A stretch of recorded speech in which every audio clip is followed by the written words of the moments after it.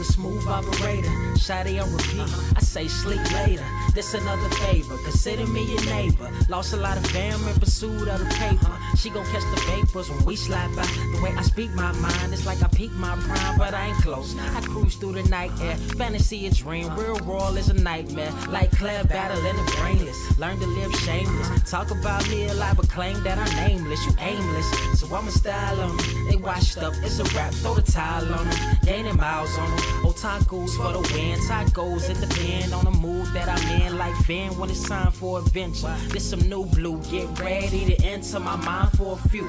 Come and take a ride with the crew. I'ma show you how to recoup days lost when you vibe with the blue. Come vibe with the blue. Yeah, about time to regroup. Fly, got my eyes on the view. Never hear lies, only truth. Realize why they vibe with the blue. Vibe with the blue. Vibe with the blue. Vibe with the blue. Vibe with the blue. Vibe with the blue. Vibe with the blue. Vibe with the blue. Vibe with the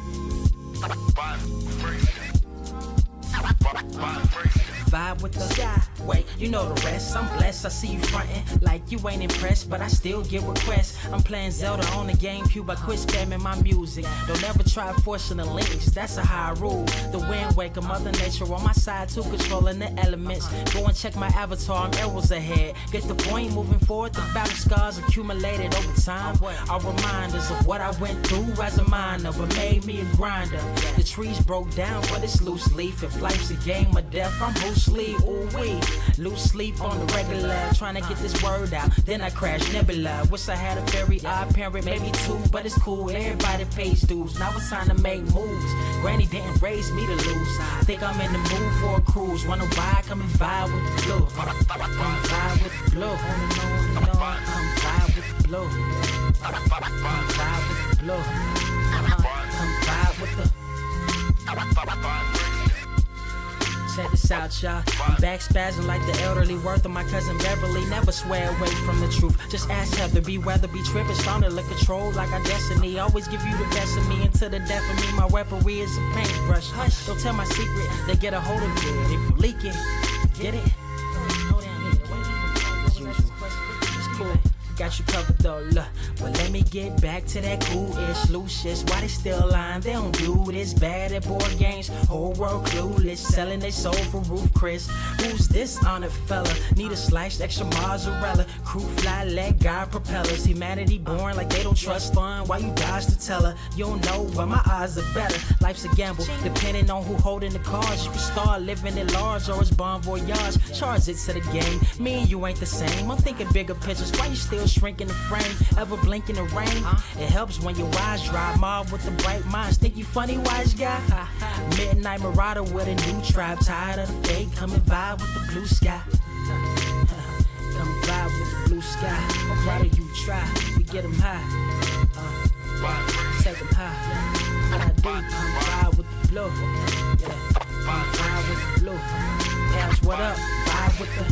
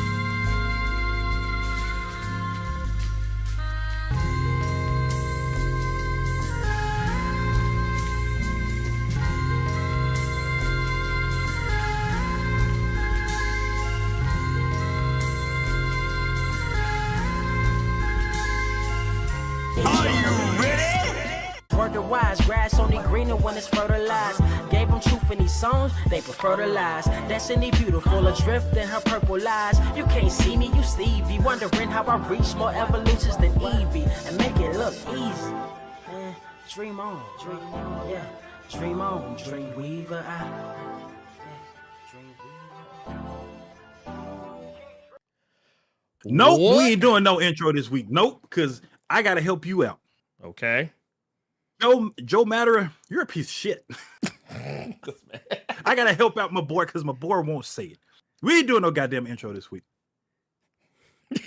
So, number one, we got to stop having good conversations before the show starts. That's number one. Number two, Battle Chasers originally started the first issue. I was just informed by our illustrious Blerd Without Fear. Hi, my name is Carter. How you doing this morning? I was informed by Blerd Without Fear that the first issue of Battle Chasers came out in 1998. I was 11 years old, right? The shit finally continued now that I'm 34. Joe Mad, you're a scumbag. You're a scumbag. You done came out with a video game based on the comic you didn't finish before continuing the comic you didn't finish. Bill Clinton was president when this shit first came out. He was. He had already gotten blown and yeeted out of office. And yet the book never continued. It did not. It didn't waited until the Forrest Gump of presidents, Joe Biden, then came in office. I had to do it. I couldn't do no goddamn intro like that because you were way too calm about it because you like to take things in stride. Fuck that. Fuck that. Joe Matterer over here working on Dark Side as artist. Get your ugly ass back over there and finish that book for these people. These people been waiting. No, look how many presidents we done had. Oh yeah, we had Clinton. Here's what y'all don't understand. But Ernie said, dog, do you know how many presidents we have had? I said, presidents? You put an S on the end of that. Like, dog, think about that for a second. Think about that. Look how many terms. Mm-hmm. Terms. Because that was Clinton's second term as president when Battle Chasers #1 came out. It was like a year. So by the time Battle Chasers 1 came out, put it in perspective, Clinton had literally just come within a year or two of his first or second presidential run. We had 2 terms of George W. Bush, 2 terms of Barack Hussein Obama. We done had a term of Trump, and we about to be at the end of a term of Joe Biden. It took that long to get Battle Chasers #10 because they stopped at 9. 9 was the issue 9. Issue number 9 was the last. It was this one right here. This was the last issue we got, and this one came out in 2001. 2001. Put that in like think about that for a second. Think about that long and hard for a second. How Robert long Robinson that was. just said Jay-Z had just dropped the Hard Knock Life album. Him and Dame were still tight. Beanie Siegel, state property. You still had Freeway out in these streets. What was that one goddamn girl's name? I can't remember that sister's name. She always did the ad-libs. Fuck that. Hard Knock Life had just dropped. Did look now? Herbert Scott said nobody knew who Beyonce, Michelle, Kelly. Nope. It was still 6 bitches in Destiny's Child when Battle Chasers was out. Look, Herbert Scott said RZA Bobby Digital LP had just come out. And you wanted to do just a regular ass Blerd Cave intro. Fuck that. Get your comic, dog. Get your book finished, Ernie. Matter of fact, everybody listening, everybody watching. The reason I did that is because my monitor is right here. Get y'all book, man. Get y'all book finished, dog. Get y'all book made in y'all hands. Fuck a trade. Give me my shit. We try. I mean, we got 2. I'll put it to you this way. We got 2 issues in as little as a month and a half just recently. So I'm happy. The fact that the fact that we got issue 10 and 11, actually, and I think I might be mistaken. I think 12, I want to say 12 came out too. I might be misremembering. I might be misremembering, so don't quote me on that. Just yeah, no, 12 has come out. We've gotten 3 issues in 2 months. That's, dude, you want to know what's crazy about that, Carter? We never got 3 issues in 2 months when the book was originally running. Because sometimes it would come out and then 2 months would go by before the second issue. Sometimes 3, 4, 5 months would go before the third or fourth issue would come out. I remember there was one point where there was a whole calendar year between one issue and another. So yeah, it is. Look, and you know, I'm gonna tell you why I allow Joe Mad his dalliances. The reason why I allow him to be late is because I know me. I'm the same way. Like I'll put this in perspective for y'all. So your boy has been drawing. Your boy has been drawing lately. Actually today or yesterday rather. I don't know if y'all will be able to see this. You'll probably be able to see this. So today I drew a gun. Boy, the George. Yeah, this is the gun from my comic. And here, I'll even pull this up so y'all can see it a little better. Here you go. But this is the Our Father. Right here. This is the it's a modified Nighthawk custom Korth 6-inch 44 mag revolver that's been modified to shoot higher caliber. Basically, it's an uppercut. Basically, it's an uppercut. Shut up. Yeah. Because I wanted, when he put the bullets in, I want him to have to like force them junts in. Our Father.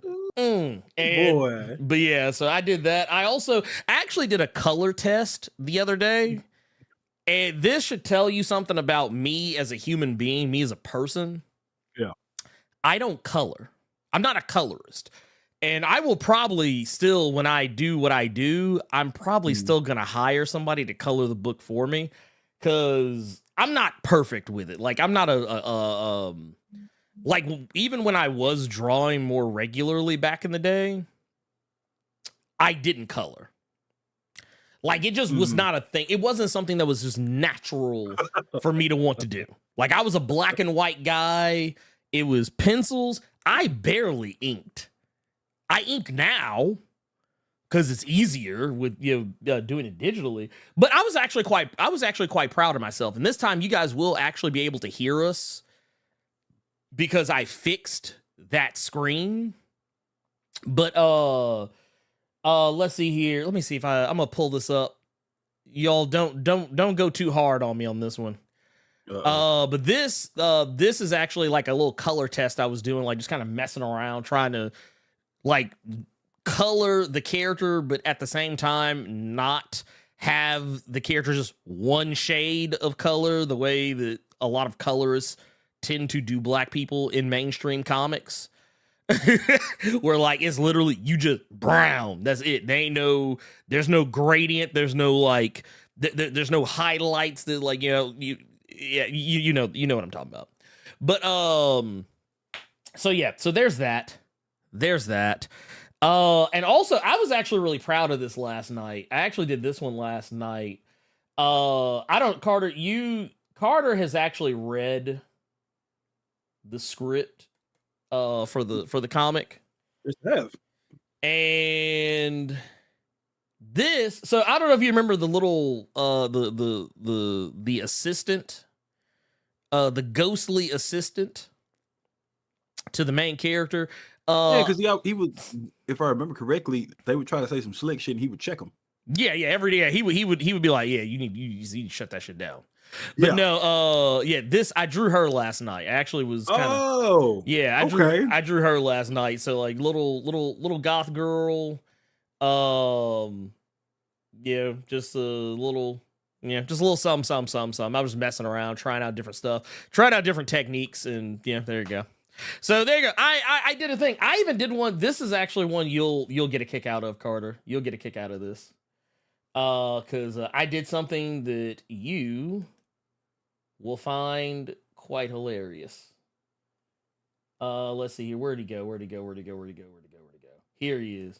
I did one just for you, Carter. I did one just for you. And you know what I did? You know what I did, Carter? Hmm. I hooked him up with the Norman Osborns. Oh God, how do you? I gave him the waves, Carter. I gave him the waves. He's got waves. Look at the waves. Here, no, you can't see him, Carter. Hold on, I'm gonna zoom him in. Looking dead. Nah, you don't see it, Carter. Look. He got waves, Carter. He got waves. Somebody said you drew that pistol from reference. You got some heat at the house. Okay, so look, real talk. I know my way around a pistol. I'll just put it like that. I know my way around a pistol.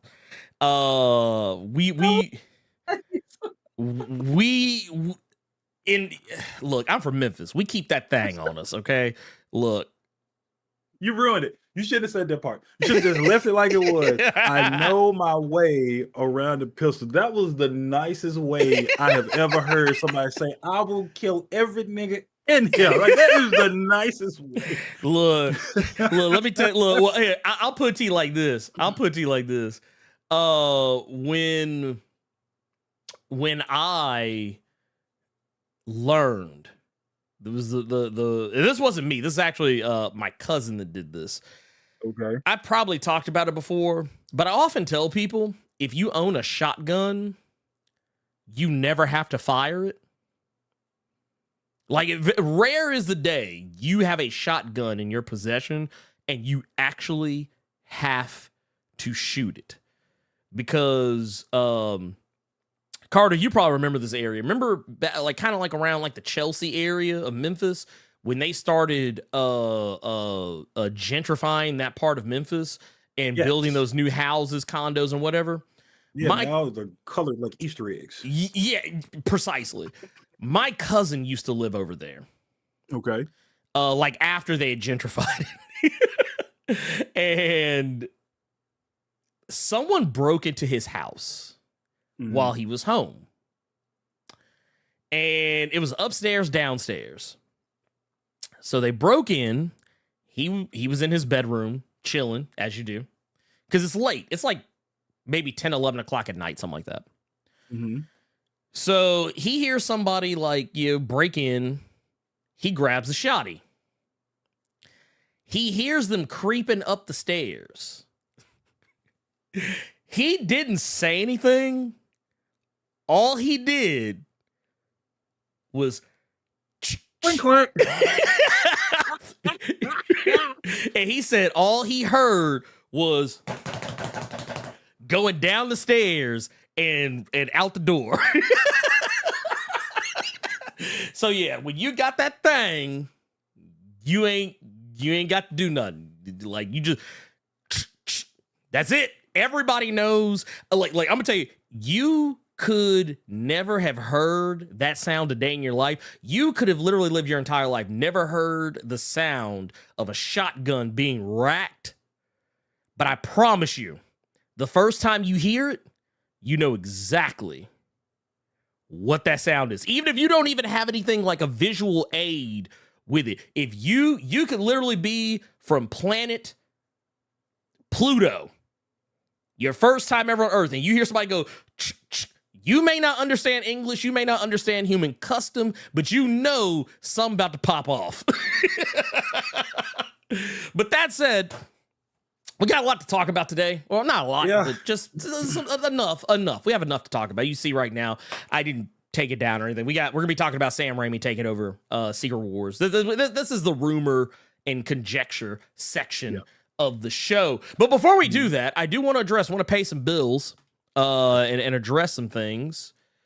Because we got Gokhan Shuri's baby's father out here with the $5. We can go pick us up a little hot and ready. Hot and sweaty. Says, I don't mind about the trans woman in Black Panther. At least she ain't a Karen. Look at that. This is called being an adult. And this is what this is being an adult. We got bigger shit to worry about than a trans woman in Wakanda. Lord, y'all, calm down. We also got Lucas Click with the Blerd Club Gold new member. We appreciate you. Thank you for that. Thank you for that. Welcome to the fold. We also got Gabriel the Dark Knight with that 1999 super chat. Says, dropping this early, heading to my goddaughter's birthday party. She's 1 year old, so it's more for the adults, though. I'll catch the full show later. I know what that's like. As a matter of fact, oddly enough, which this is happy coincidence here, my daughter just had her birthday, so we're going to be celebrating tomorrow for family. But I do remember my daughter's first birthday. Yeah, it was strictly for us. She had no clue what was going on, and she was not interested. What's the plans for tomorrow? We're gonna go to Urban Air. Go to Urban Air. Let her do some jumping, some climbing, some it's a little place where kids can run, jump around, play, climb on shit, jump all over, whatever. Gotcha. A play like it ain't like Chuck E. Cheese where at least the adults can go do something. It's like you just. Are there even still Chuck E. Cheese's around? Yeah, we have one. No shit. I think there's two in Memphis. I think I could be wrong. I think I said I think I don't know 100%, but I'm just saying I think. Yeah.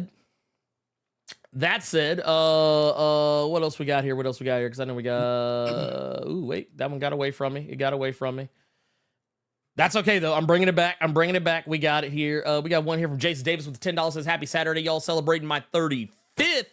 Got my sweet tooth mask to. Ooh, that Twisted Metal. Love the Twisted Metal show, by the way. I actually heard I haven't watched but maybe an episode of it.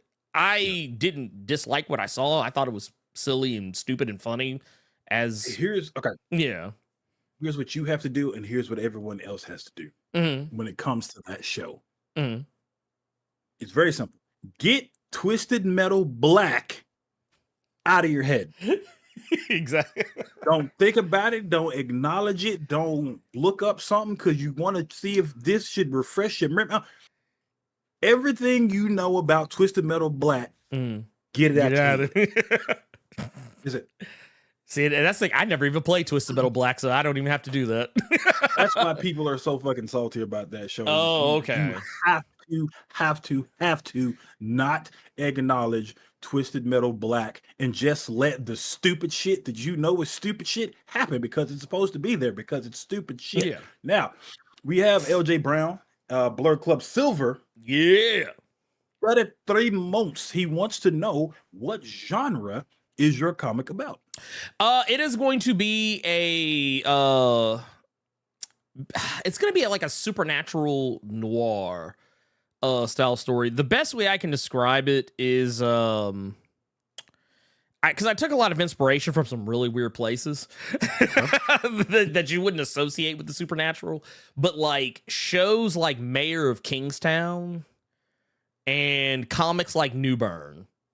That's the vibe, more or less, but with supernatural elements being more in the forefront. Gotcha. Like werewolves, vampires, ghosts, demons, and sorcery, and shit like that. Basically, it's it's about a guy trying to keep his city from falling into the depths of Hades. And yeah, that's it. Yeah, that's basically what it's all about. What else we got? We got another one. This Be Bold. Yep. Be Bold Trading with the 1999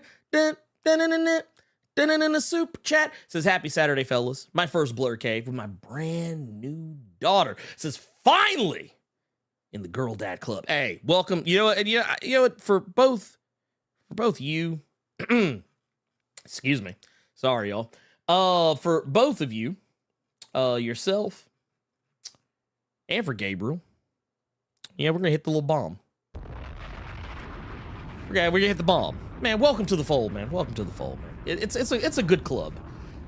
I am actually. I don't know. This used to be not a popular thing to say. Yeah, because for whatever reason, it's like, oh, you got a daughter. Good luck with that. It's like, no, I love being a I love being a girl dad. It's fun. It's interesting because like my daughter is both equally interested in things that you would associate, stereotypically with, young girls her age, but she also likes plenty of things that are not. It's like it's one of those. I feel like the past couple of decades, especially, have kind of given people a poor perception of what having a daughter is really like. But yeah, I love it. I love it. I don't know, man. I think it might not be more so for. I don't think it'll be negative for you because good luck with that. I think they're saying good luck with that just because of all the degenerates that's gonna be around your baby, where our father is gonna have to get pulled out. I think that's what they're talking about. Oh, well, I think that's what that's implying. Honestly, I don't have to worry about that because my daughter is merciless. So she is already like she already has some ways about her that I'm not even worried about her. She's gonna be all right. Because I will tell you what happened. She inherited my my quick wit and my smart aleckness. So yeah, she's gonna be good. She's gonna be good. She is real quick to say some off the wall shit. Like, I'm glad that I appreciate that she knows she's not allowed to curse, because otherwise it'd be even worse. Like, because I know she knows how to use them correctly. I've heard her do it before. She slipped up. She has slipped up a couple of times and like repeated some shit I've said that she's heard me say, and I'm just like, yeah, baby, you can't say that. It's just the way you just said it. She knows how to use them correctly. Oh yeah, like like kids. Like when kids learn a curse word and they just say it just to say it. Like no, she knows how to properly use the word fuck, and she knows exactly what a bitch is and what a bitch ain't. Like she knows. She's keenly aware. She knows precisely how to use these words, and I appreciate the fact that she knows she ain't allowed to say it. Like she knows. She knows. Okie dokie. But no, that said, yeah, thank you all so much. And yeah, it's gonna be good times. It's gonna be good times. I'm here for it. It's gonna be fun. That said, let's get into our first thing. And that is gonna be our initial topic of Mr. Raimi, Mr. Sam Raimi's. Yes. Who, oddly enough, I always have to not just remind myself, not myself so much, but remind other people. It just goes to show, man, just do your thing. Do your thing, and eventually the good times will roll on. Because for those who are somehow unfamiliar, Mr. Raimi, he of Evil Dead fame, he who made a movie on a ham sandwich budget that got the attention of eyes and ears in all the right places and was able to create a franchise that is still going strong to this day. He who eventually took that and somehow built it up into a successful television career, into making, the Spider-Man movies, and all kinds of other crazy stuff. And, he made his return to the superhero genre, with Doctor Strange and the Multiverse of Madness. But now it seems, because of all the craziness going on right now, the rumor around the campfire is that he is going to be the one to direct Secret Wars. Now, this is of note because this will mark, well, technically not. It's not going to be the first time that a Avengers movie was helmed by a different director or set of directors, after a previous one was directed by somebody else. Because technically, you go back to like Joss Whedon and Avengers Age of Ultron. Then you had the Russo brothers come in after that. Yeah. I mean, we've seen it with Star Wars. Yeah, we see it with Star now.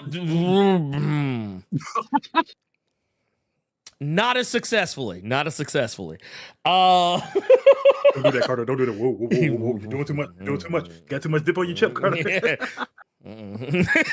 Well, here's the thing. There's something to be said for consistency. Okay. Like for there to be a what's the word I'm looking for here?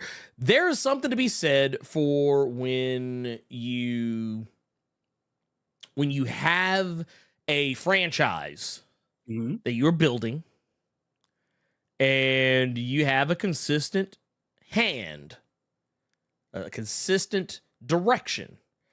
And it's not to say that this is I'm not even saying this is a bad thing. For those who don't know, the reason why I say this is because now that we know Kang Dynasty is the film that's going to be coming next, the next Avengers film, that one is going to be helmed by Shang-Chi and the Legend of the Ten Rings director, Destin Daniel Cretton. Okay. Which I think is awesome. I figure, why not? Like, I feel like that's a good get. But I know a lot of people wondered if like he would end up directing the second film after that being Secret Wars, which I figured, yeah, sure, why not? But it seems like they want to go in I can tell you probably why this came to be. If this is actually true, why this is coming to fruition, it's very likely less to do with Cretton not being capable of developing something so grandiose as Secret Wars. I think it just has more to do with the fact that they just want a particular style for the film, and I guess they feel Sam Raimi would be better suited for that. I don't know. But I don't know, man. What do you think? I don't mind it at all. I saw there was a comment in our chat earlier saying, well, that was one of the problems with they said that was Sam Raimi was one of the problems of Multiverse of Madness because of how it was directed. Let me tell you right now, that wasn't a problem with Multiverse of Madness. To me, it was a script, really. Yeah. Which I want to make sure that I'm correct in my thinking on this. Okay. I'm looking this up now because I like knowing things. The film was not written by Sam Raimi. It was written by Michael Waldron, who, just for clarification, was originally supposed to write Secret Wars. Yeah. He is not anymore. I'm fine with that. So yeah. I actually I liked how Multiverse of Madness was directed and shot, and you saw several what the fuck do they call them? Raimi-isms in that movie with him. So the weird voice on the shadow creatures and the quick cuts of like the camera pans, the fade. So I think some people might have issue with that just because they might think it'll be a little bit too campy. Because that's what Raimi is really more so known for. My question, because let me go ahead and again answer what you said of me. How do I feel about this? I'm cool with it. I'm fine with Raimi doing it. It's just gonna be a matter of we got him taking over. But what's the script looking like? What is the story looking like? What Secret Wars is this going off of? Right. Is this Hickman? Like which one? Yeah, is this Jim Shooter's 1984 Marvel superhero Secret Wars, or is this Jonathan Hickman's 2015 Secret Wars? The OG, it makes a lot of sense why you would have Sam Raimi do it, because there were moments of little campiness and stuff like that. Where there was lots. And that's my point. Then if they're basing it off of that Secret Wars, it makes perfect fucking sense. Yeah. Because I mean, a lot of people forget, and I hate to be the one to remind anyone, but the original Secret Wars was literally a comic just to sell toys. It was literally a comic whose sole purpose was to sell toys. That was why there were so many random characters. That was why so many different characters had costume changes or random new characters were created just for, like, a lot of people forget that was a Volcana and Titania were literally made up specifically for that and nothing else. The the second Spider-Woman was created specifically for that crossover event. And Spider-Man's black costume was literally just to have a toy variant. And it just so happened to steamroll into something else. Okay. So yeah, it was literally just something to sell toys. There was no rhyme or reason behind it beyond that. So yeah, if they go that route, I'd be fine with it because I feel like 1984 Secret Wars would be closer. An adaptation of that would be closer to what people would want to see from something like this.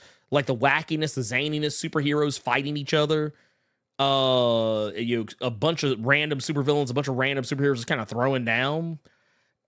I think that would be, and also I feel like that's a more obtainable adaptation, if that makes any sense. Yeah. Because Jonathan Hickman, it's not to say you can't adapt Jonathan Hickman's Secret Wars, but I don't know if you should. You could, just not Sam Raimi though. Yeah, no. Okay, so if someone were to do it, gross. I would say just if the plan is to adapt Jonathan Hickman's Secret Wars, I would rather Destin Daniel Cretton direct it at that point. Because then at least I know it'll be, I don't want to make it sound like he can't take anything seriously, because he actually can. And I'm happy you said that. Yeah. I'm really happy you said that. It might go a completely different route than the campy shit I'm talking about, than what you all might be thinking about. Because I think the problem now is just like, wait, the motherfucker who did Dark Man doing Secret Wars, and you just thinking just outrageous, goofy stuff. Yeah. So, oh no, dude, this could be, and this is gonna get me in trouble. I could see this being like the James Gunn equivalent of like Superman, in the sense of, okay, yeah, let me show you all I can do things other than what you all are accustomed to seeing me do. I can see that. Here, let's see. For me personally, I also feel like you got to have a lot of other like moving parts in place for a Jonathan Hickman Secret Wars to make sense. Now, to be fair, it's not to say they couldn't just mix and match some pieces, because it's not like Marvel hasn't done that before with storylines in the MCU where they didn't have characters available to them that were integral to certain plot points of stories they've adapted. But I feel like Secret Wars is that one where it's like, I wouldn't do that. I would just wait till you got Mr. Fantastic and Doctor Doom firmly established, which, to be fair, if things go the way they're supposed to, they will be firmly established by the time Secret Wars comes out, because Secret Wars ain't coming out anytime soon. I think Secret Wars. Next question. Yeah. When is it? I don't think Secret Wars. Or some shit? Probably, honestly, no. Secret Wars is not slated to come out until like May 7th of 2027. Okay. So by then, I would like to believe we would have the Fantastic Four a little more firmly cemented in the MCU by then, with at least a movie under their belt, or at least some introduction. Which I mean, and I know some people be like, well, why do you have to do it? You just throw them in there. Well, not for general audiences. Like, you could, like, okay, there are certain characters you could just throw a movie up with no origin story, and I think people would just roll with it. Like Superman, you don't need an origin, just throw the movie up, and you're good to go. Batman, don't need the origin. I don't need to see Martha Wayne's pearls hitting the floor again. A crime alley.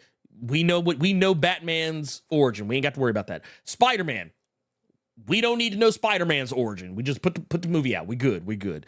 I would even go as far as to say, you don't even have to, just because, and not because we've seen it too much, but because I feel like these characters have become so cemented in our minds now because of the MCU. Characters like Captain America and Iron Man, I don't feel like if they decided they wanted to reboot those franchises, I don't need to see Captain America fall into the ice. I don't need to see Iron Man get his chest blown out and trying to build the suit in the cave. Like, treat this shit like James Bond. Like, just assume that the shit is like we've already seen these other movies. You know what I mean? That, like, it's not saying, I mean, you can allude to it like they did with Tom Holland Spider-Man.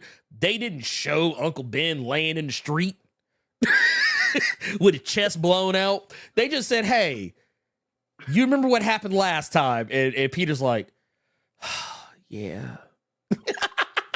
And everybody knew what time it was. Everybody knew that, like, he's like, oh, he lost somebody. He lost Uncle Ben. That's what they're talking about. Mm-hmm. That's what that's how I feel about those certain things. real quick. Yeah. 'Cause I'm trying to remember. We didn't see anything with Bruce's family in the Batman, did we? No. They didn't do anything with that. No. It just started. Okay. Yeah, it just started. Yeah. And honestly, I was so happy that they did. Like, I think the closest we got, they hinted at it. They kind of danced around it. And we saw Thomas and Martha Wayne, like, in photos and stuff like that, and, like, you know, mentioned in passing. But, like, yeah, they don't really show. Not to my, like, I don't remember seeing it at least. Now, granted, that movie is 3 hours fucking long. Yeah. So my recollection of it may be shot a little bit, but yeah, I don't remember them really spending any time on that. You don't have to. You could just go. Yeah. And again, I want to preface this because I see somebody in the chat. I'm no longer excited for Secret Wars. We don't know if this is confirmed. No, this is rumor and conjecture. I'm crying already. I'm no longer excited for it. Shut up. Yeah, but you'll be excited later. We don't know for sure, but this is the current rumor, and we all know how these rumors are gonna go. Sometimes they truthful, sometimes it's hey y'all, watch that Wakanda Forever after credit scene. We saw the leaks. Dr. Doom gonna be in that. Didn't see not a metal, not a green, not a nothing. You remember the pictures? Remember those? We didn't see so much as a crusty eyeball of Dr. Doom. We didn't even see so much as the bottom of his cape in that movie. And folks was like, I'm talking, there were folks that were diehard, like, in full belief. Look, right hand to God, hand on the Bible, swearing that they saw Dr. Doom in the post-credit scenes and putting that shit on social media. And what do we I don't even remember a motherfucker saying a country, continent, or state that began with the letter L. But everybody thought that shit was gonna go down. So, to be fair, is just a rumor, people. To be fair, I would have been happy if they did. Yeah, but they didn't. So since they didn't, we have to act accordingly. Mm-hmm. But no, this news comes from someone who is a relatively credible scooper, industry scooper. My Time to Shine Hello on Twitter, or the artist formerly known as Twitter. And I mean, I'll put it this way. Not everything that they scoop is 100% accurate, but they're not like Grace Randolph, where, like, it's bullshit 99.99999% of the time, and you throw enough shit at the wall, eventually something sticks type situation. No, it's not that. But I will say, I am still excited because here's the thing you got to remember. I just want to, like, and like I said, we don't know if this is actually going to happen because, well, for one, we still don't know if Jonathan Majors is still going to be involved because his case got delayed. So we don't even know what's going to happen with that. We also have the SAG-AFTRA and WGA strike that is still in full swing. Yeah, that's the bigger thing than Jonathan Majors right now. I think with him being shown, because they've shown another a Loki trailer with Victor Timely in it, I think they might be trying to ease into having Jonathan Majors. We're gonna do it slowly, but he's not going anywhere. But Yeah. like I said, that's that's an afterthought. Yeah. From give all these actors we want our money. We want our money. And I'm not gonna lie, and here's the thing. If this strike goes the way it goes, if the WGA and the SGA get what they want, yeah, or the SAG get what they want, I don't know why I kept saying SGA. Anyway, shit, Jonathan Majors might have to get paid like 3 times because I mean, shit, that motherfucker got 3 motherfuckers on screen for Kang Dynasty. Shit. That Bill motherfucker 505 just said we can't forget the strike for the visual effects team as well. So, oh yeah, visual effects. Because both, we didn't talk about this last week, but Marvel Studios and Disney both went on strike. Oh, and don't look for any video game tie-ins because the video game industry is set to strike sometime this year or next. In regards to mocap actors and whatnot, voice actors and whatnot. So yeah, I see Blerd Without Fear versus Grace Randolph is a big title match right now. Man, I don't know where that came from. He just said it. It's just out there now. But you all just made a good point, and so did Ernie in the sense of shit. This shouldn't, and I'm not saying you bring it up shouldn't be a story. This just shouldn't be a story about, hey, Sam Raimi might be taking over Secret War. Who cares? When are we gonna see this goddamn movie now that everybody's on strike? That's a good point. It's coming out in 2027 right now. Who knows how long this strike for to be? We might not. Boy, the Secret War release date might be a secret because we ain't seeing that motherfucker no time soon. No, we are not. 2027 is a long time from now. Yeah, it is. And then you read, oh God, was it you that told me that, or was it somebody else? I think somebody said to me that everyone is willing to be on strike for at least another year or something along those lines. Well, because see, the studios in question, your David Zaslav's and your Bob Iger's, they are perfectly fine with waiting this out. Now, I feel like your Netflix's and your Peacocks, your Paramount Pluses, they seem a bit more receptive to what is being asked for. But I want to paint a picture for you. Do you remember what was that guy's name? Mr. Pinkman. Mr. Aaron Pinkman. Paul? Yeah, Aaron Paul. Thank you.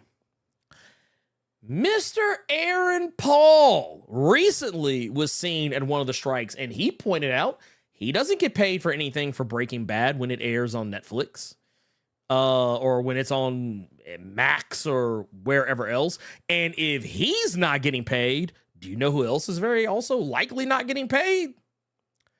Bryan Cranston probably ain't getting paid. There was a tweet I saw where that TV show Suits is probably, I think it came out saying it was one of the most streamed things on Netflix at one point, and none of those people get a dime from that. Nope. So yeah, with this strike, man. And David Zaslav was just bragging about how they just recently made over $400 million. Yeah. And all the WGA, all they're asking for is 80 million. And you sit here with 400 and you don't want to give up 400. Look, I want to put this in perspective. Carter, you just got a party going on. Everybody at the party made pizza. You didn't make any pizza. You just organized the party. The people who made the pizza, they're going to be at the party. You know, they're going to want to eat. But you got You got 4 pizzas. Yeah. With 10 slices apiece. They only ask you for 8 slices out of $1, and you said no.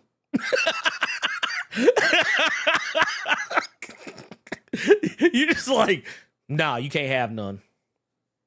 No, thank you. That's basically what's going on here. But no, the WGA and SAG strikes that are going on right now, I promise you, it's not over. It's not going to be over for a while. So y'all might want to buckle up. If you got any TV shows on your backlog, man, now is the time to watch them. If you have any movies that you've been putting off watching for a while, you might want to go ahead. Because hell, Frank said they just getting the crust, Ernie. Look, they just getting crust. I don't even know if that's they getting true. Crust. But I think you all might be thinking of the wrong crust. You know, when you pick the pizza up and all that grease come out, you know, the little excess crust from the bottom of the pizza. I think they getting that little ass shit where you got to do this real quick. Yeah. They ain't getting that crust. Y'all ain't even getting the back of the pizza, bro. No. Look, and like any little crumbs that come off, like when the sausage or the pepperoni fall off on the side a little bit, maybe a little cheese. You gets hoping stuck. It's not the real pepperoni, it's the little rectangle pepperoni, so you can just get a bunch of them motherfuckers. Yeah. That's what's going on right now. That is, I mean, and I think it's funny that we even have to put it this way, but yeah, people are not being paid. And I think I saw, and I didn't want to go down this route. I'll just say this real quick and then we'll move on. But I was watching a thing the other day with Bill Maher. Mm-hmm. And I have never seen a man with so many millions of dollars be so dismissive towards people wanting to get paid. Like, they're just begging. There's begging. This is, they haven't earned anything. Motherfucker, you haven't earned anything. It's like that's the attitude. Like, it always irritates me when I see millionaires complaining about poor people who are actually creating and providing a service wanting to be paid for that service. And it tells me a lot about how they likely run like their own operations, like the Bill Mahers, the Joe Rogans of the world. That said, we got one here from Gokon Sure His Baby's father. Yep. Says, when her date comes to the house, you and Carter do the Bad Boys 2 scene. Look, let me tell you something. There's a little boy that, which by the way, just for clarification, my daughter is 8. And there's this boy in her class that she has a crush on. And apparently this little boy has a crush on her too. And she was like, that's my boyfriend. And I was like, excuse me? And she was like, that's my boyfriend. And I was like, well, I'm gonna need to talk to him. And she was like, no, you don't. That ain't She was like, that ain't what happened. I know what happened. He said, that's my boyfriend. And on instinct, you didn't even know your mind could do this. Your arm jerked back for our father. That's what happened. And then you was like, I need to meet him. But you caught yourself. You didn't grab it, but your hand went back there, pull it out. And then you said, well, I need to see him. And then she said, no, you don't. And then you gripped it. Now the our father is in your hand. Look, and why in this scenario am I just waving it around the house like all crazy like? But no, I thought it was funny. I thought it was quite hilarious. She is so silly. We also got Malik Young with the $10 says, what up, fellow Blerd Coens? Blerd Carter, just paying my respects and my tithe. I'll catch the repeat. Gotta get back to the gulag and break some rocks before they realize I'm gone. Man, bruh. Woo. Whew, not the gulag. Woo. Lord. We got LP3 Blur Club Gold 7 months. Oof. Saying if Dr. Doom has any significant involvement in the Secret Wars film, take my money. No, because that UK money don't do nothing over here, big dog. Thank you, but no thank you. We got another hot and ready $5 from Gokon Sure His Baby Father saying adapting Secret Wars Oh, did you have a stroke mid-type adapting John? I'm gonna read it exactly how you put it. Adapting John's Secret Wars introduct Thanos' son Coming and Lady Death, and it's instead of the Inhumans be the Muse. Are you getting head while you watching this? Did you bust mid-type? Gokhan sure is baby father. You a damn freak. Thanks for the follow. And we also have Gunmetal Sage Blerd Club Gold for 42 months. Good God. Saying I got a backlog of Korean dramas to hold. Dude, oh, you know what? There is one on Netflix I've been meaning to watch called Uncanny Counter. Okay. It's like some weird Bleach level shit. Oh, wow. Like where it's like I guess it's like I always scroll past it on Netflix, but it's like this Korean family, and I guess like they are ghost hunters, or they deal with ghosts somehow and end up fighting ghosts or trying to banish ghosts or some shit. I don't know. Looks fucking crazy. So I'm gonna go check it out. But yeah, like matter of fact, to tell you just how much I don't care about not having anything new to watch for a while, so long as these people are not getting paid. Me and my wife, because she's never watched Deep Space Nine, they had Deep Space Nine on Vudu for like, I mean, technically it's on Paramount Plus, but Paramount Plus is such a garbage app. Like, I hate trying to watch anything on it. Like, at least nothing like that. So, like, I just bought it for like dirt cheap, and we just started watching Deep Space Nine. Now she now she knows why Cisco is my favorite Star Trek captain. So let me ask you this, because you just brought up space TV. Yeah. There was one I keep saying people do reaction videos on, but when I hear about anything, any kind of space drama, space TV show, Deep Space Nine, Babylon 5, which just continued as a comic, I don't know if you know. Yes. Enterprise, Picard. I always think about the Star Trek shit, and I don't really want to watch it. But what would you what would you classify The Expanse as? Oh, The Expanse? Is it like a Star Trek, Deep Space, Babylon 5? Because I really don't want to watch it. Or like, what is it? Battlestar Galactica? Is it one of them? I mean, it is a sci-fi show. Yeah. But the difference with The Expanse is The Expanse is sci-fi with I don't want to say a bit more realism, but like to put it bluntly, the ships that you see in The Expanse are more realistic. Like they're more realistic of what a spaceship would be. Like if we had spaceships right now, what would they be like? How would they function? That's kind of how was it James A. Corey, I believe, that wrote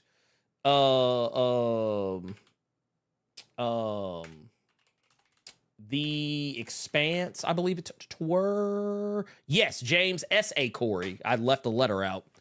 But yeah, James S.A. Corey, the way he wrote The Expanse was for it to be a little bit more grounded in realism. There's some crazy shit that happens. It's not very realistic, but like basically the way it's depicted is, what if we did start colonizing other planets? How would it go down? Okay. And that's basically what happens. It's kind of like how you get the Belters and like all of them talk funny. Well, I say talk funny. They all kind of talk with a Jamaican accent, but the reason why is because like all the cultures out there kind of homogenized into one another, and they became one singular culture. And that culture just so happens to be one that is more Caribbean, Jamaican, if you will, in nature, at least in terms of how they talk. Yeah, because the first time I watched that show and I saw a white man speaking with a Jamaican accent, I was like, man, where is Tom Hanks' son? And somebody come get him. But then I was like, when I went back and read the books, I was like, oh, okay, I get it now. I was like, I get it now. There's a lot of books, though. There's a lot of books. I don't know if you've ever seen them, Carter. There's quite a few books. Of The Expanse? Yeah. Is it based on a book, or was after the shows came out? Oh. No, the show is based, because these are the books. Yeah, these are the books. Okay. And actually in that order, going from right to left, Leviathan Wakes is the first, and then you go on down. Okay, Ezra Parks is saying the Expanse has sci-fi, but it doesn't go as crazy with different aliens and society. Okay, No, that makes me interested now. Yeah, it's you are very grounded in reality. Mm-hmm. You're like it's as close to being a realistic sci-fi drama, action series as you could get. Okay. Yeah, okay. like there's there's nobody getting beamed up. There's nobody there's no like there's no aliens of the week showing up. It's very it's about as realistic a space show as you'll probably watch. Okay. Also, maybe with the slightest hint, like when they deal with like the political side of things, it can get kind of Star Trek-ish, but that's just because the political part of Star Trek is kind of grounded, is actually grounded in realism. But that's it. That's as far outside of itself as it goes. Okay. But yeah, I highly recommend it. I love the show. The books are great. Let's see here. We have got because we got another one here. This is Gumel Sage says Uncanny Counter is a great show with a good story. Okay, and that's what I've heard a lot of people say. So that's why it kind of like was on my radar, so to speak. That's why it was on my radar. So yeah, Uncanny Counter. I'll be taking a look at that before too long. All right, and we got a 199 from Dirt Rich asking you the same question I asked you when I came in that Discord call. Where did you cop the shirt? I got it from Boxed Lunch. It's a pop culture, geek culture store that is it's a spinoff from the same company who owns Hot Topic, if that makes any sense. I also have a Sailor Pluto. I have a Sailor Pluto shirt, which is the same. They make them for all of them. Sadly, they did not have my personal. Personally, I am a Sailor Jupiter stan. They did not have Sailor Jupiter, so I was a little saddened by that. But yeah, they had all of them. They had all of them, the outer and the inner Senshi. Let's see here. We also got Nerd Large with 1999. Super chat says, speaking of your man's Zaslav, thoughts on why Warner delayed Dune Part 2, but has yet to delay Aquaman 2, even though we have yet to see even a trailer for a movie that comes out in 3 months? That is a good question. We have not seen a trailer for. No, we have not, but I think it's a blatantly obvious answer. Yeah. It's DC. DC is going to make money, period. Yeah, I do agree with that. Dune is based on, and I think they're more trying to get younger asses and older asses collectively in seats where they know it's guaranteed. Yeah, I'm not saying this from a quality standpoint because I don't want Ernie to argue with me, and I don't want anyone else in that chat to argue with me. Dune, and I need you to understand what I say when I say this. Dune is not a lot of asses in the seats kind of deal, as opposed to a DC property. No. That's a fair statement to make. Yeah. Well, and also I want to point out something. You want to know another movie? I can tell. Actually, I give you even better reason. There's a little movie that came out not too long ago that should have made a lot of money and did not. You know what that movie was, Carter? What's that? Mission Impossible Dead Reckoning Part 1. Oh. Mission Impossible Dead Reckoning Part 1 only made $171 million in the American domestic box office. Which is not good. That is not good.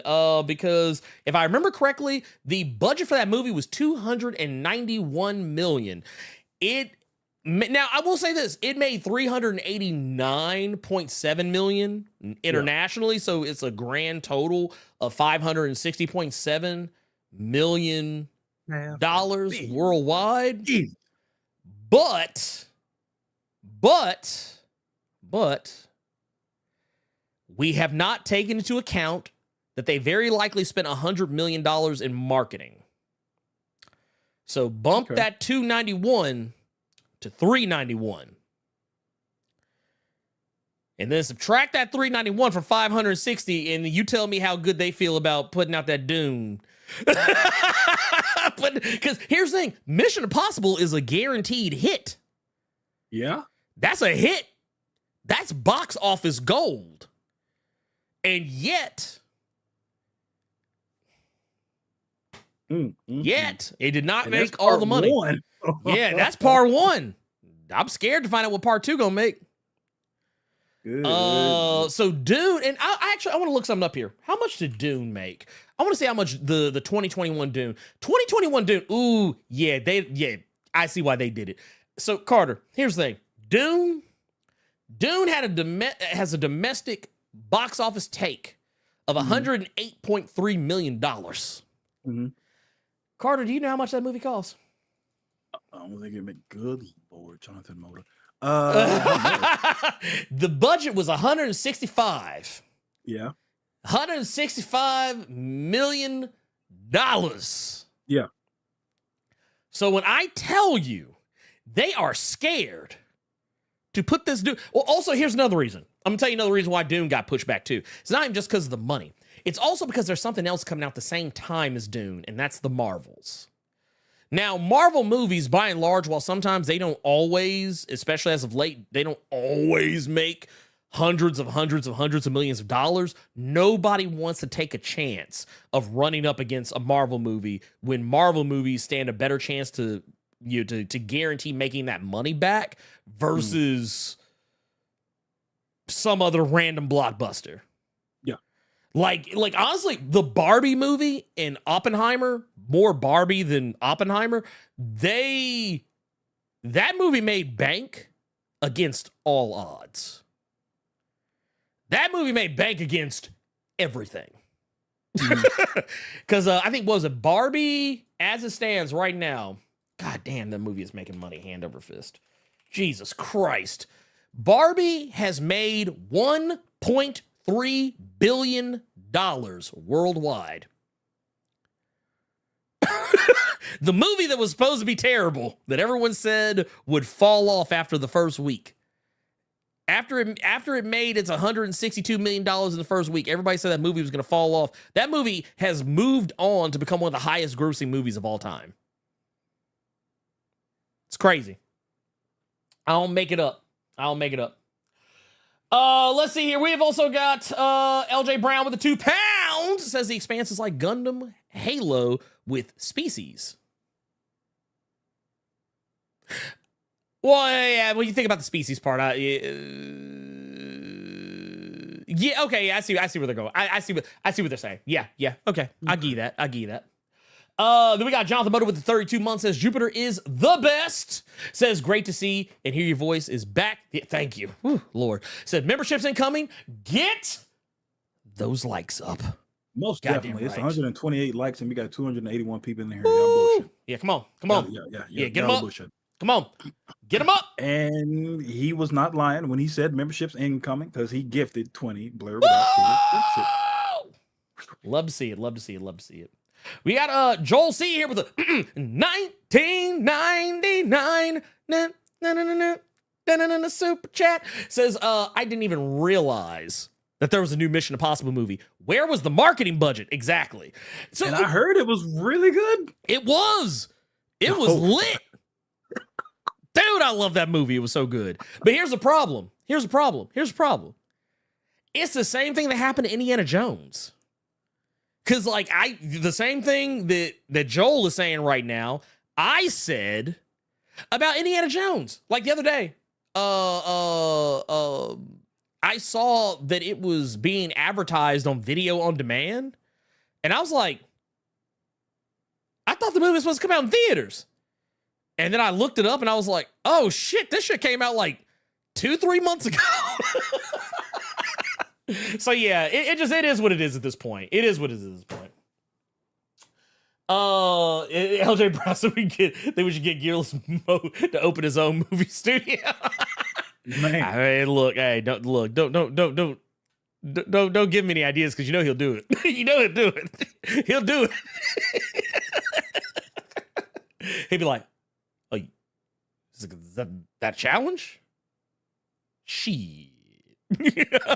But no, I loved it. I loved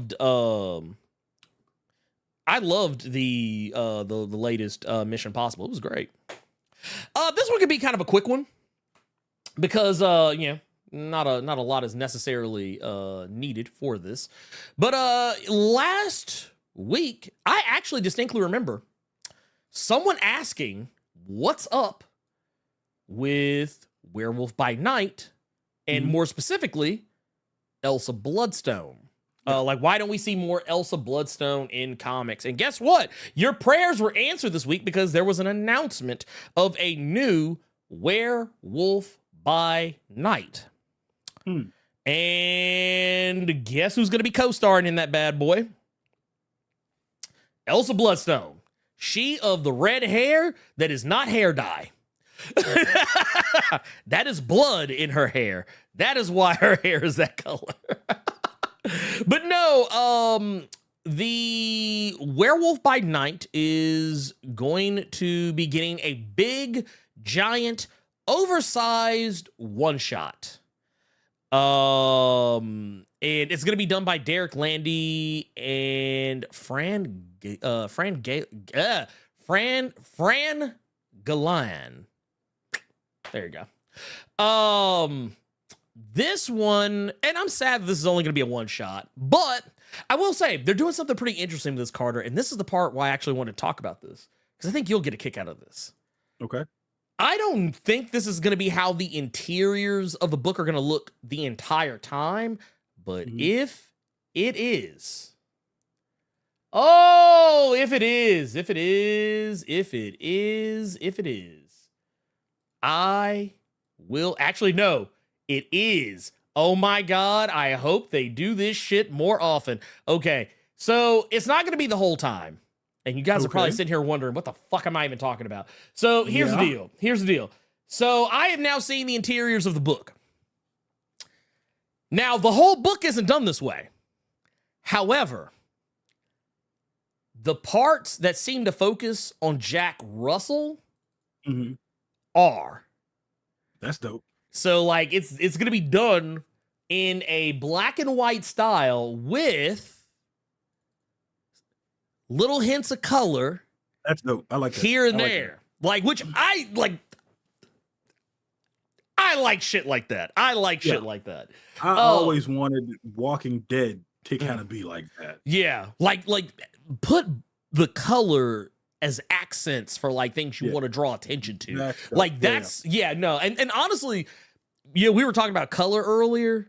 That's actually what I was thinking about doing for mine, like doing it like in more of a black and white or like grayscale kind of deal, but only use color just to like draw, like kind of like with like a Sin City style where like, maybe there might be a person who's in color where normally other people are not. Or maybe there's like a certain thing that's in color, but everything else is like washed out or whatever. Now, I will say this. Now, the parts with Elsa Bloodstone do seem to very much be in color. But there's a couple of pages that we get to see in this of her. She's got a little drinky drink in her hand, which I respect it. I like a glass of wine from time to time. And we got a couple of shots here of some shenanigans going on. Looks like she's fighting some demon zombie people.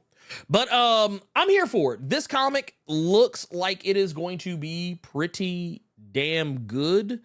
And it seems like the thing that I suggested it be about, like, because I think we talked about how, like, if they were to do a Werewolf by Night Elsa Bloodstone series, like how should they do it? It looks like they're kind of taking a page out of the playbook that I had mentioned last week.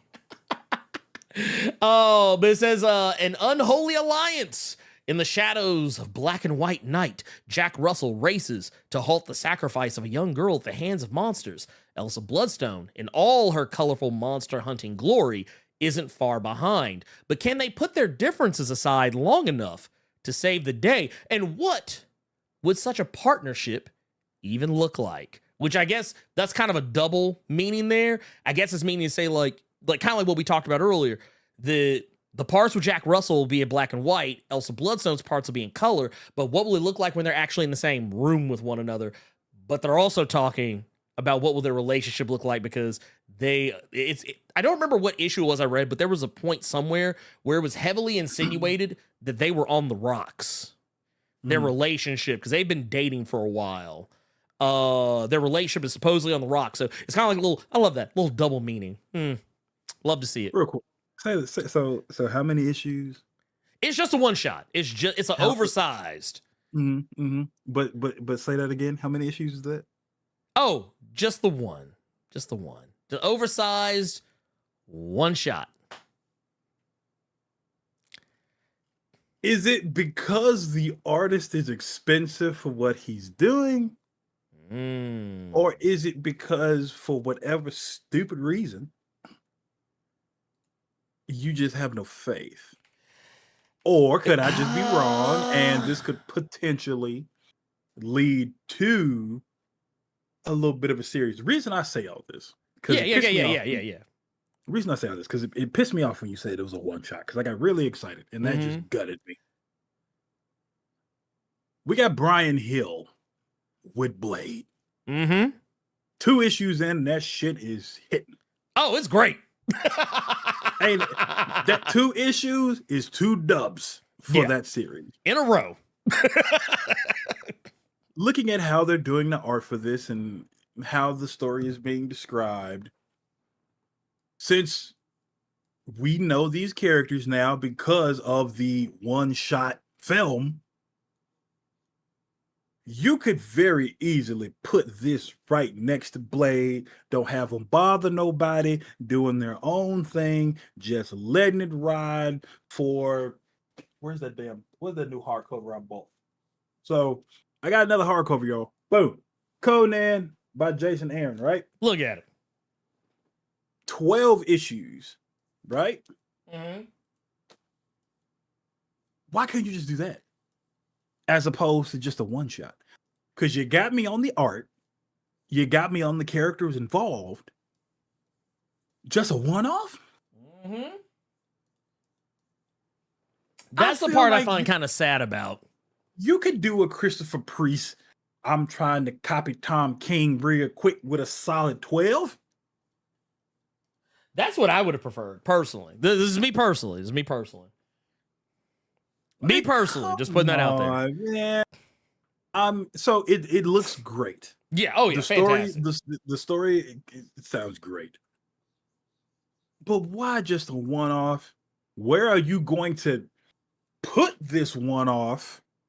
How are you going to sell this one-off? Because depending on the quality of it, people are going to want to buy this, not just as a floppy.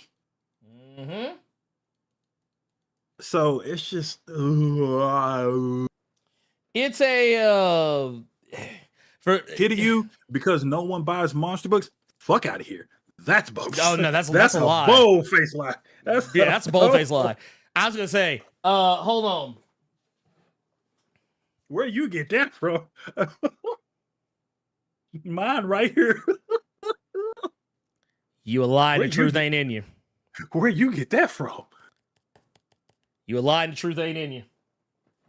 Oh, by the way, I guess I'll save that part. But no, yeah, people buy monster books. It's just like, and honestly, I feel like here's the issue: they don't market them well. Is the problem? They don't market them well. That's the problem. No, nobody except me said something. Would rather them tell a solid story instead of trying to force it. Okay, I'm with you. Yeah, same. But if this story is solid enough, would that not be grounds for you to do a little something? I feel like because we've seen this several times with Marvel, with DC, hell, with Image sometimes. Sometimes they'll just do a really, really, really good one shot, and we don't see shit else. It'll be stuff later on or like that might reference it, but we don't get anything after that one shot, and to me, that's just leaving money on the table. Oh, 100%, 100%, 100%, 110%. And I'll say this too. And if someone was wondering what I was doing, I'll show you in a minute. But I personally, I would like to see this be an actual like series. And I'm not saying it has to be ongoing. Like if it was just like a little 5-issue joint, I'd be fine with that. Don't stretch out a story any further past what it naturally can do or what it naturally can be. However, I personally am of the belief that if you notice that this is doing well, maybe consider coming back and doing some more. Don't just wheel the monsters out for Halloween. And I know it does well for them when they do that, but like case in point, Incredible Hulk. I don't know if have you read the most recent issue of No, I have to. Okay. I ain't gonna lie. I started rereading Immortal. I ain't mad at you. Well, you know what? Honestly, brutal honesty. Yeah, that's probably not a bad idea because the new, like the Philip Kennedy Johnson Incredible Hulk, it is doing a lot of nods. To the Immortal Hulk. So like it's like this is actually like I have a video coming out for it, so I haven't released it yet because I'm still working on it. But yeah, this is, oh my god, what is it doing? What is my internet doing right now? Okay, maybe it's fine. I don't know. It's been going up. I've been watching. I've been looking at it too on my end. Yeah, it's we'll carry on. The thing with Immortal Hulk, and the reason I brought up that Jason Aaron Conan that I've been reading, is because though early Immortal Hulk, this Jason Aaron Conan were more so. That Immortal Hulk was 50 issues. Conan ended up being 20, like 30 or 40 issues because after the 12, it switched teams. Okay, yeah. So the reason I'm bringing them up is just because those were more so just one shots each issue. You told a complete story each issue. You could very easily do that with Werewolf by Night and Elsa Bloodstone, especially. 100%. So you don't have to think that you're chained to just having to do some kind of overarching story or anything like that. If it was just a 5-issue series of just fucking one shots that had fantastic art and great stories, I'd be fine with that. You know what? I know your mileage with this might vary, but you know what? It kind of reminds me of what they did with Scarlet Witch a ways back. I don't remember if they changed writers every issue, but I know they changed artists every issue. I forget. It was the Scarlet Witch run before the one that's current with Steve Orlando. But like every issue, it was a different artist. And I thought that was really cool. It threw me off at first because I was like, damn, the art went from one style to a completely different one. It wasn't like bad, but it was jarring. But once I realized it was doing it every issue, I was like, oh, I see what they're doing. I was like, dude, that's cool. I like that. I was like, that's actually pretty slick.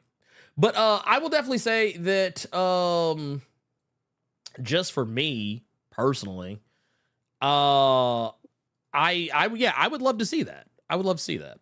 Let's go ahead and move on to our next thing. This is another one. I didn't honestly mean to spend that much time on the other one, but I guess, I said I would show you real quick what I was doing. And I want to thank Ezra Parks for gifting 5 Blerd Club membership. Oh, yes, sir. Yes, sir. Yes, sir.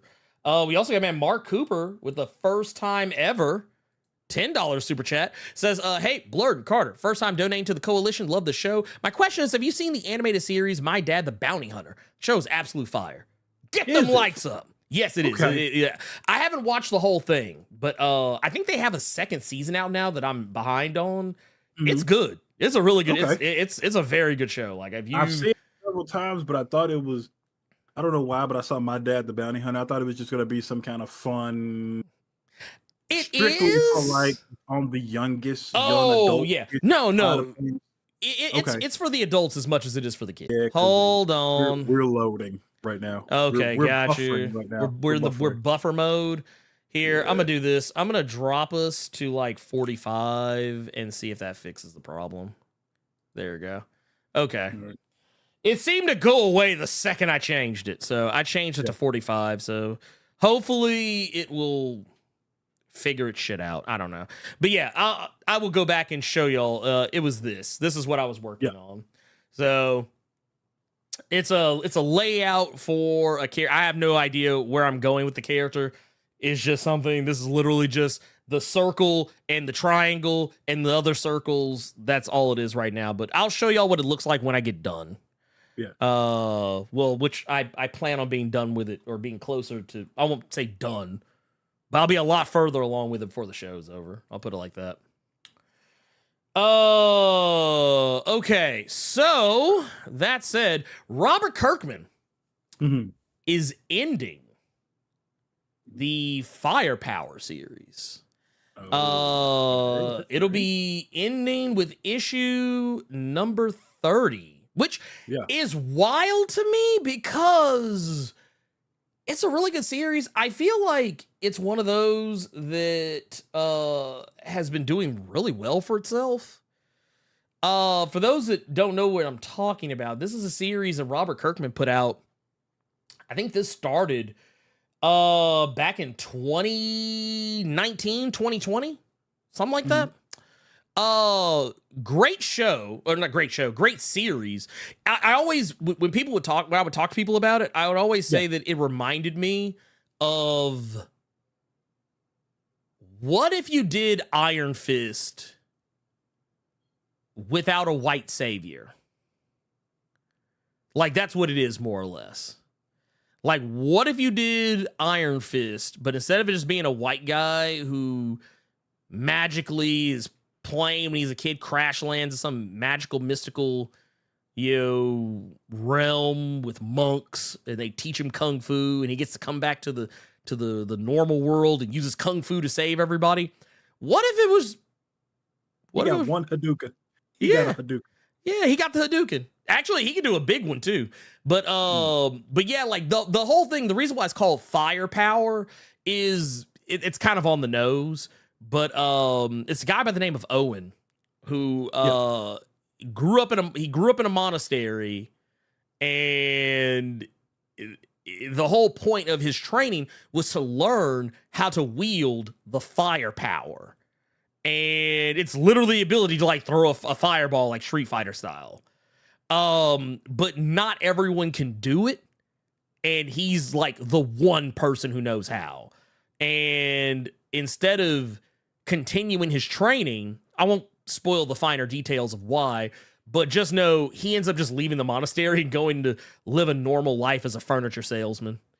And how and why he winds up getting drugged back into using his kung fu and martial arts abilities is another story altogether, and where it goes from there.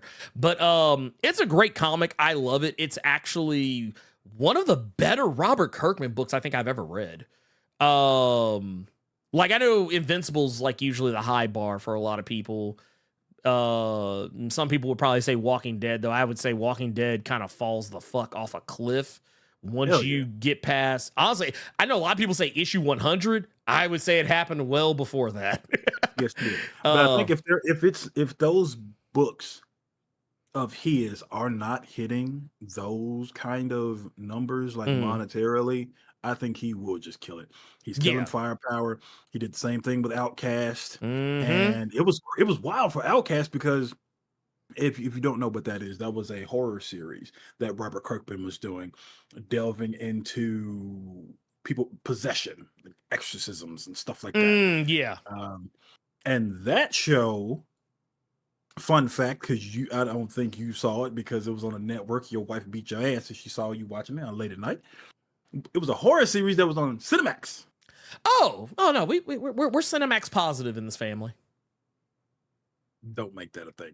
But a lot of people, you equate Cinemax with a certain thing, so nobody was going to watch Cinemax for a Robert Kirkman series based around possession. So the show didn't last long, even though the show was pretty solid to me. I remember that show, actually. I remember it. Yeah.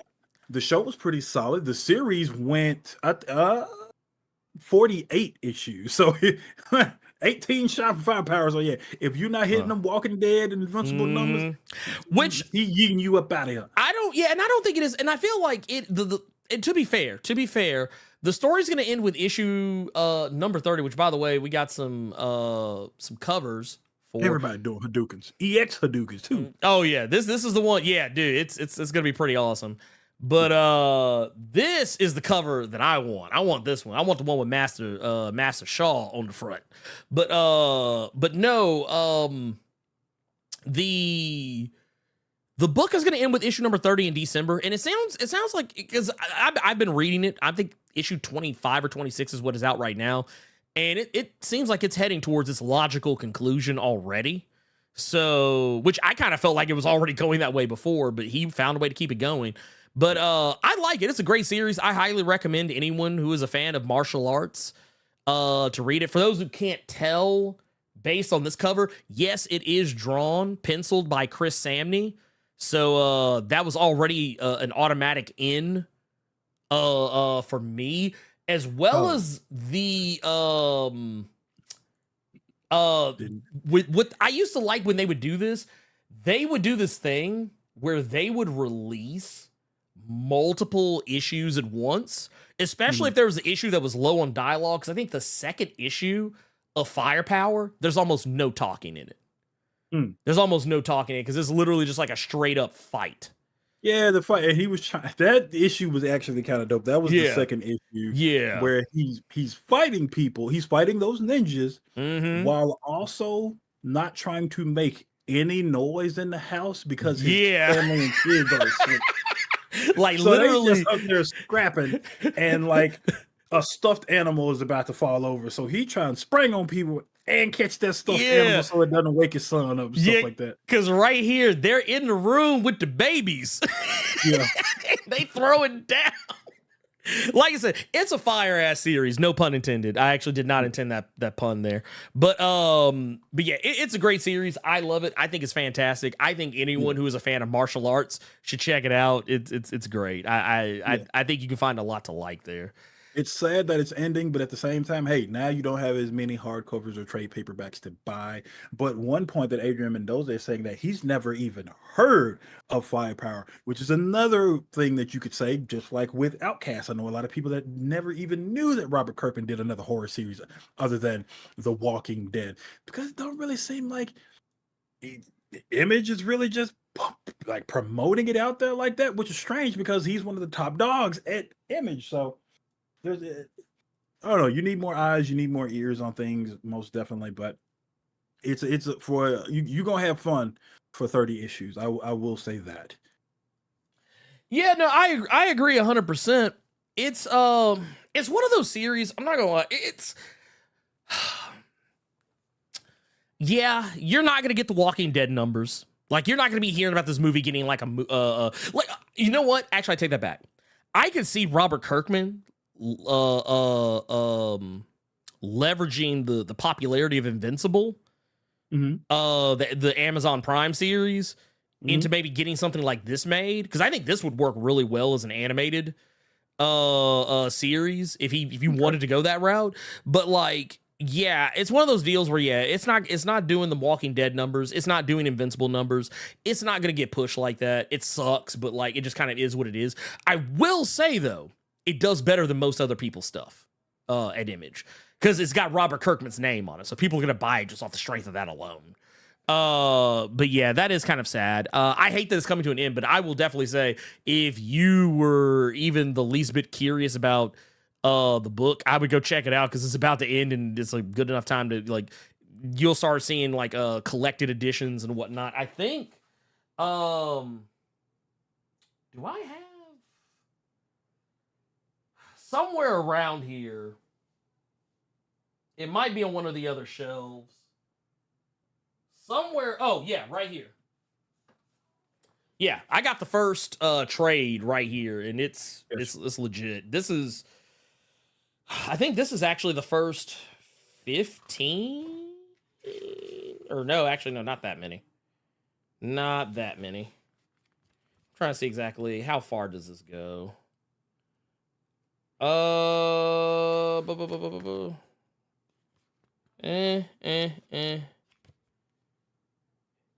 It's weird. It actually does not say on the inside what issues are in here, and I find that very strange. It just says volume 1. That's all I got. But anyway, point of the matter is, it's a floppy, but it's got some stuff going on. It's got some stuff. Yeah. It's got the Prelude comic as well as some of the other stuff in it too. So I highly recommend it. Let's move on to our next thing, because I think we got some super chats in here, I do believe. Yes, we do. We got one from LJ Brown with the 2 pounds, I believe. Let's do, yep. What? Is the Carter hoodied up like was it a top? Was it? It's a Netflix series. It's called Top Boy. That's what. Look, I wasn't sure. I was like, I don't know, man. I was scared to say. I didn't want to get demonetized. No, you dirty-minded human being. No. Are you a top G? Are you a top G? God, no. Do you got a Bugatti? That was disgusting, but no. That's how he said I tweeted a video about the final season of Top Boy that just released on Netflix this week. I need to watch that. Was it all right? Or was it... Okay, so it had an original run that got canceled. Drake was a fan of the show and made a deal with Netflix and got it brought back for 3 seasons. Oh. So only thing I would say is there might possibly be certain storylines where like stuff is going to end and you're just going to be like, wait, what about this? Wait, what about what happened with you're going to be saying that like, it's fine. It's fine.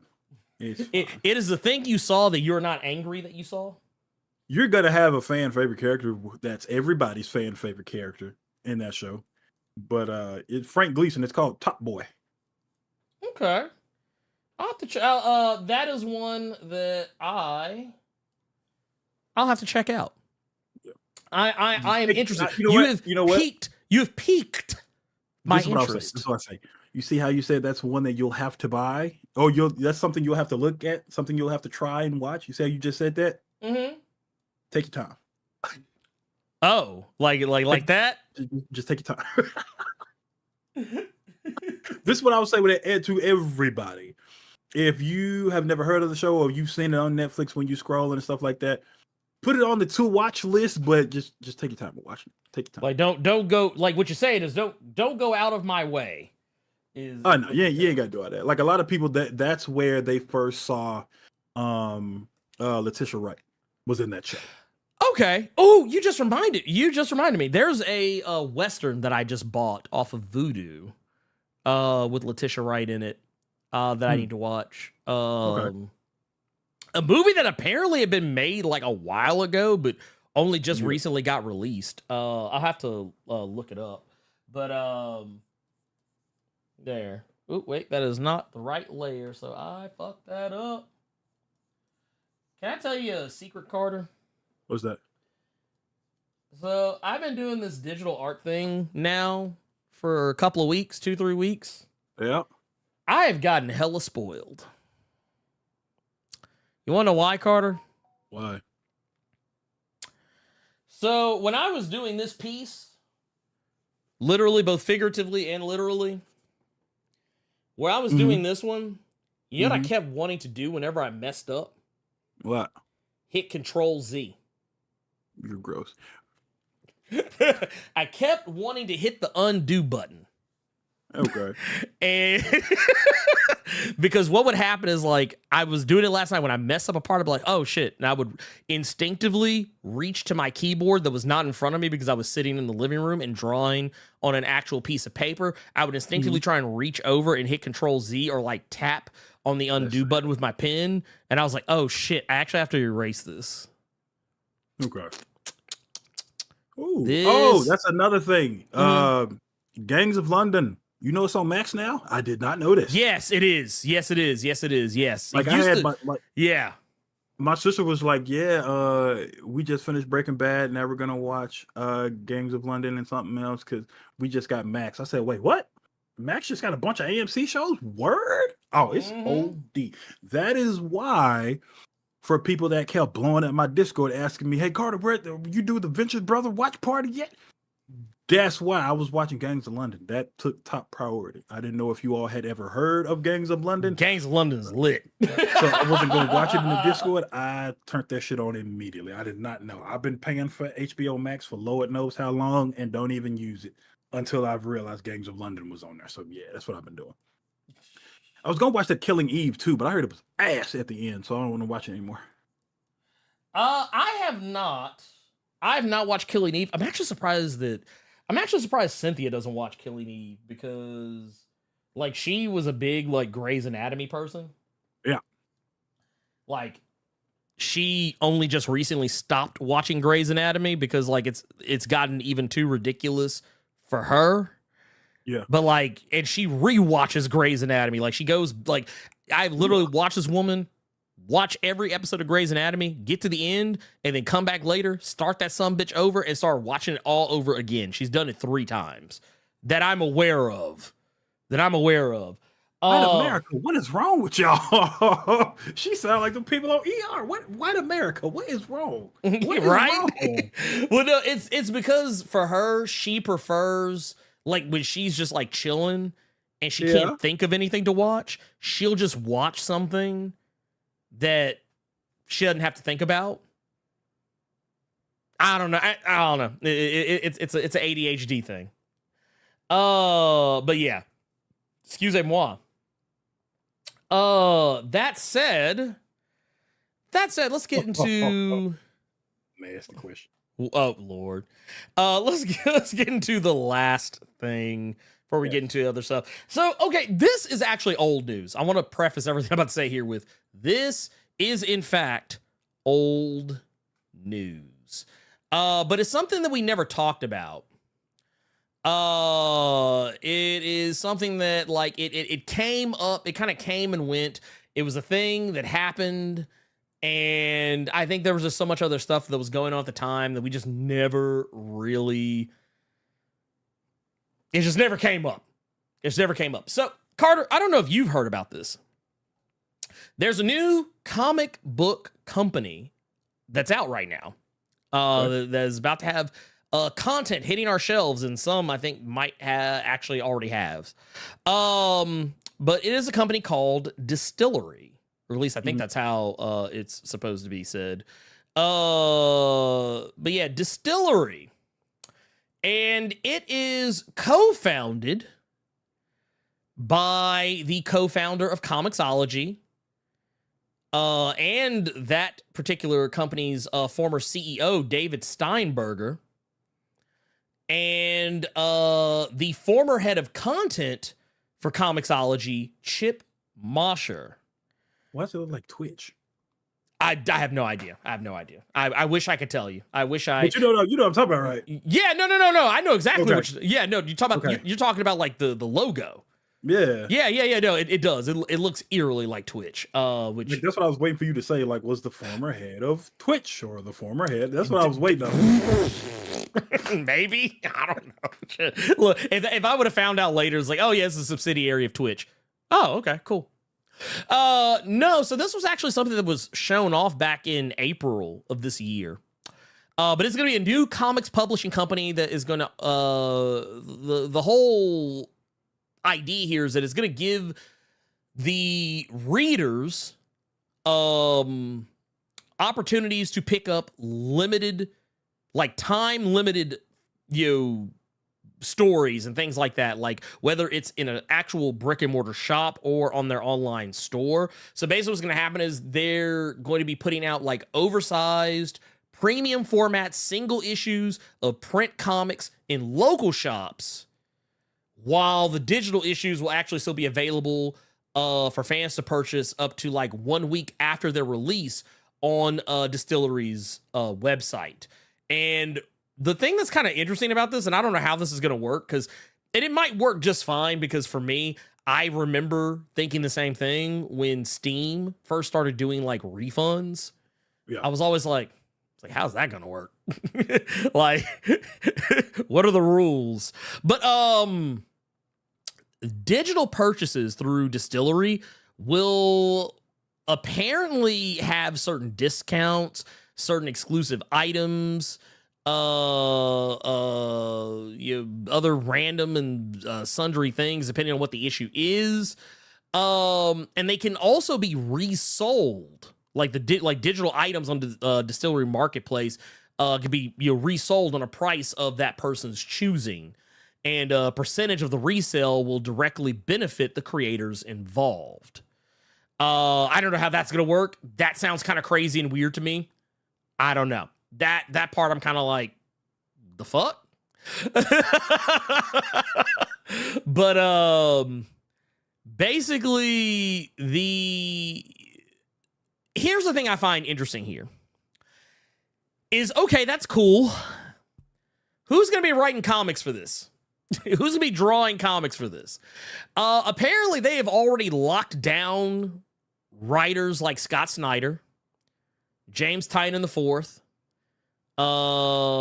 Ram V, Becky Cloonan. They've Stephanie Phillips. They've also locked down writer and artist like Joelle Jones, Jock. They've gotten they got one of our personal favorites, Carter, Mirka Andolfo. Oh, God. That's gonna be real interesting. God. Oh, and Mark Bernardin. Mark Bernardin is also going to be making some stuff. Yuck. Yeah.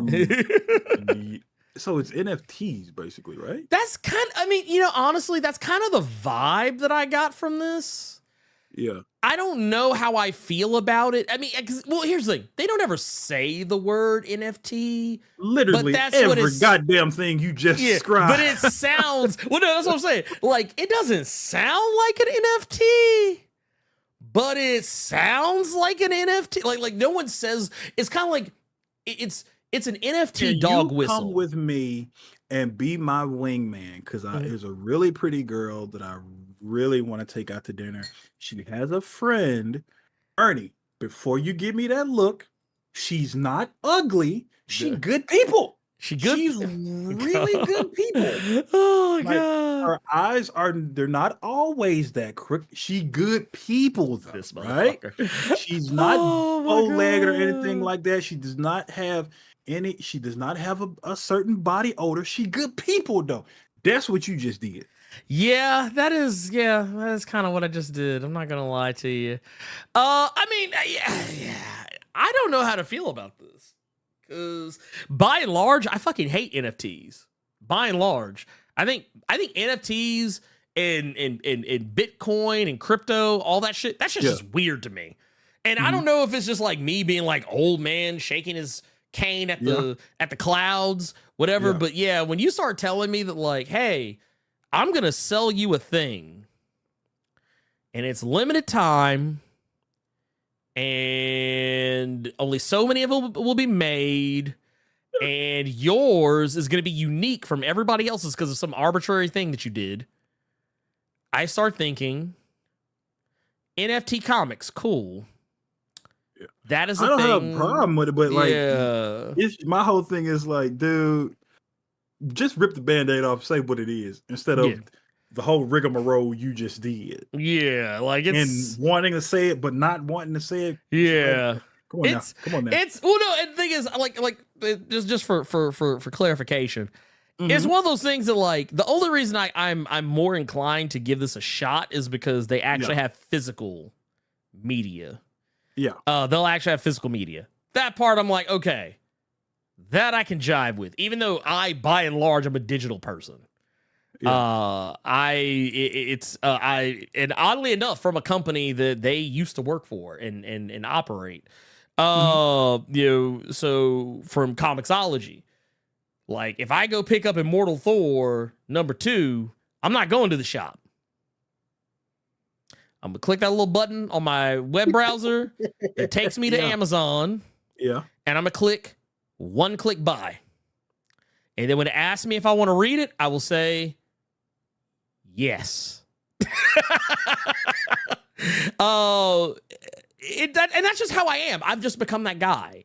I mean, I do prefer physical media by and large, but the idea that the only thing that kind of takes the stink out of it is that, yeah, you're going to have digital and physical media available. If it was just digital only, I'd be like, nah, get the fuck out of here with that. Okay. That's an NFT. That's 100% an NFT. 100% a fucking NFT. Which I love how that's become such a dirty word now. Like everyone was saying the word, or using the letter, NFT. Everybody wanted to get in on it. And every time that it happened, folks would be like, no. Yeah, and now there's I understand why they didn't, because there's a stink on it. Mm-hmm. But, because like I said, I don't have a problem with NFT, but it's when you do nasty shit like that. Like you give people this to say about your company, the star power behind it, and all the books that you're going to be doing and however you're going to be doing them. And then you just say here, and then we read it, and like it already has a stink on it. The shit you just gave people to read out describing your stuff has an even bigger stink on it now. Yeah.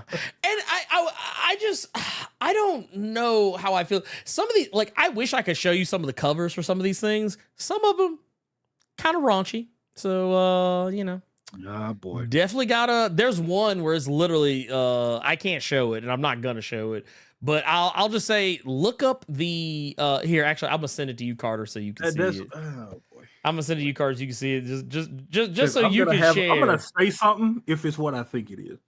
Oh, it's what I'm going to say something. I gotta see him first. Yeah, look, that's one of the covers for one of the books. That's one that's the one that's by that's not so bad. It's not so bad, but just like, it's one of those I can't show on here. But Tula Lote and Becky Cloonan, that's the book they're doing, Somna. The one that Scott Snyder is doing, I'm trying to remember the name of NFT. Sexually explicit images you all can sell so everybody can jerk it as a collective. Distillery Comics. I didn't need you to do this one.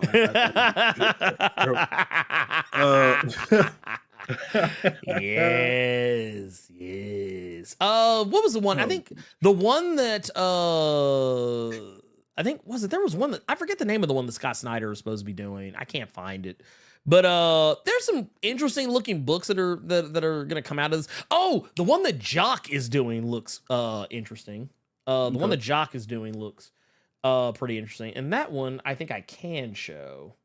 Let's see here. Let's do it this way. Cause I hate when people make these. They're so terrible. Hey, brother, this cover, boy, you gonna beat off immediately. Where I get it to you for the 5 bet. Distillery. Like that's what look, hey, you might have just became their spokesperson. But this is the one that the Jock is doing. This is technically a Peach Momoko variant, but the book is actually overall by Jock. It's supposed to be about like a young, like, I guess 13, 14-year-old girl who is trying to escape the lame planetary life that she leads. Yeah. And she's like, to go get out amongst the stars, get out of the shitty starship resupplying business that she's like kind of indentured to. And she winds up like stowing away on like a starship and winds up on the wrong starship. See, it is for every story like that where it's clear, like, this is something that I wanted to do when I was working somewhere else, but they would not allow me to. So I'm doing it over here because I think that this is a great story that I think everybody will respond to well, but DC and Marvel wouldn't give me the time of day with it.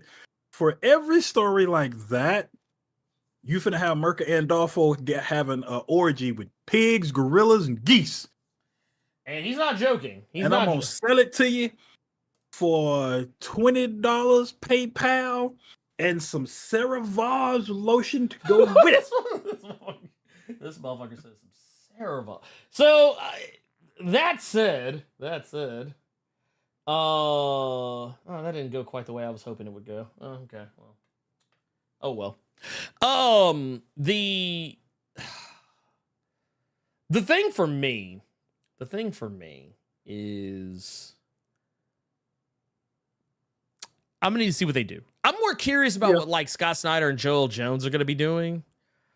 Mirka Andolfo, I'm like, here's about Mirka Andolfo. For those who know what we're talking about, Mirka Andolfo has a series called Unnatural. I just put it in the chat right now. Yeah. So for everybody that's like, whoa, Carter, look that up and you see what I'm talking about. Yeah, I'm gonna be brutally honest. There's very little about that comic I can show you. Y'all gonna see some good pig on wolf action in that comic book. Yeah, like it's you know what it reminds me of? It reminds me of the all those Zootopia fanfics I used to always see people trying to I didn't peddle. know that was a thing. Yeah. Come on, bro. Oh, dude, I didn't know this was, bruh. I just found some of the most nasty shit. Uh-oh. I got to put it up on the screen. I got to put it up on the screen. What did you do? Look at this shit. I found a variant cover for Unnatural Blue Blood. Okay. You ready? Okay.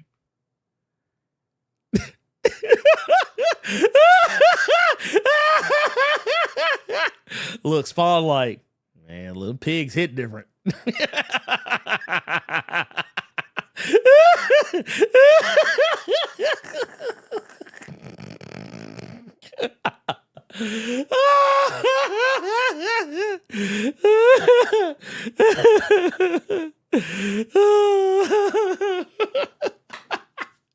Oh my god, Carter has left the chat, y'all. He said I'm out. He said he ain't want no more. He said he done.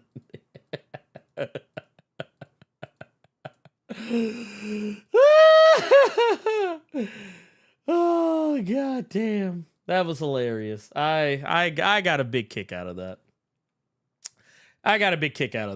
Well, he's like, I'm on today. I don't blame you, man. I don't blame you. Yep, that was a thing. That was the thing that happened. Y'all, welcome. Now you've seen what I've seen. You've seen what I've seen. Man, we got S Thump here with the $5. So hey, what's up? A while back, I think you did a video where you talked about a non-binary character from Wakanda. Do you remember their name? Oh, my God.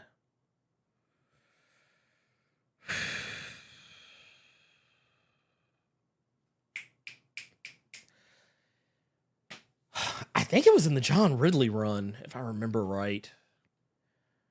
Maybe. I don't remember. Now I'm gonna have to look it up.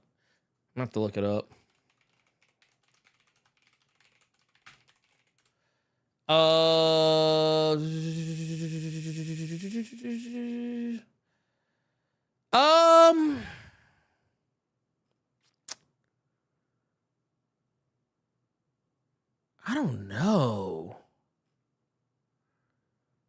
I do not remember. I honestly do not remember. It's gonna plague me now. It's gonna plague me. If it comes to me, I'll bring it up. We got Midnight Kale with 1999. Super chat says, just want to say happy Saturday, y'all, and won't be here for the stream for today. Is my 28th birthday. Happy birthday, by the way. And you know what? As far as trips around the sun go,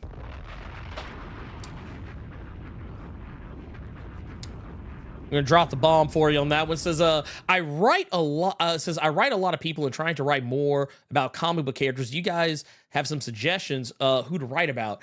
I mean, I would say right outside of your comfort zone. Hey, welcome back, Carter. Carter's back, y'all. We got him back. Motherfucker Frank Gleason said that's gonna take eating pork to a whole new level.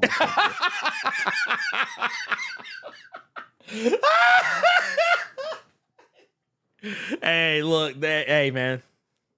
Sometimes you got to get a little pulled pork in your life, man.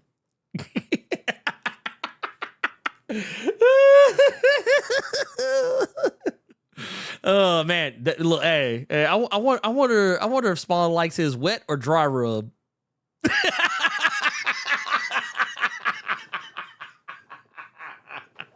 Danger. Oh, I'm dead. Okay. Anyway, sorry about that. Anyway, I would say, yeah, right outside your comfort zone. Write something you're not familiar with. Write something that is going to challenge you. I mean, yeah, you definitely want to write within your comfort zone, you know, to have that familiarity, to flex your muscles a little bit on something that you're already familiar with. But I definitely say sometimes it's good to write something that you don't have any background on, like, because it's going to galvanize you to learn about the thing that you don't know anything about or are not familiar with, and then you just go from there. It's, yeah, I definitely would. That would be what I would do personally. Man, we got also Midnight Kale with the 3 months says, I meant to say poem, not peep. Oh, got you. I see it now. This is yeah. So even still, the same thing applies. Outside your comfort zone. Write about a character that you are not as familiar with. Like, case in point, if you don't know anything about Metamorpho, write a poem about Metamorpho. You might learn some things that you didn't know before. We also got Gearless Mo with the 1999 happy birthday super chat. Says happy birthday to Midnight Kill. Look at that, man. John Mo just out here, man. God damn. Just out here. RZ Parks with 1 month says he is about to huff and puff all on that pig. Danger. Oh, man. Well, I think we know who is not a Muslim over there on the Image comic side of things. What if he likes pork butt? Yeah, Spawn looked like he liked pork butt. Yeah, he probably eat pork butt. That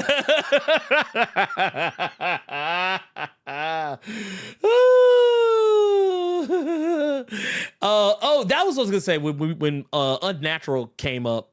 I actually recommend people go check this out. There's a video by Papa Meat. And I probably talked about this before, but there's one where he actually is taking a look at it's a fanfic comic about Zootopia where Judy Hopps and what was the fox's name? Was it Axel Wild or something like that? Not important. Point of the matter is they end up learning that they're gonna have a baby. That shit is insane. It's even funnier because when he's reading the comic, he's reading it in the voices that he uses for his Meat Canyon videos.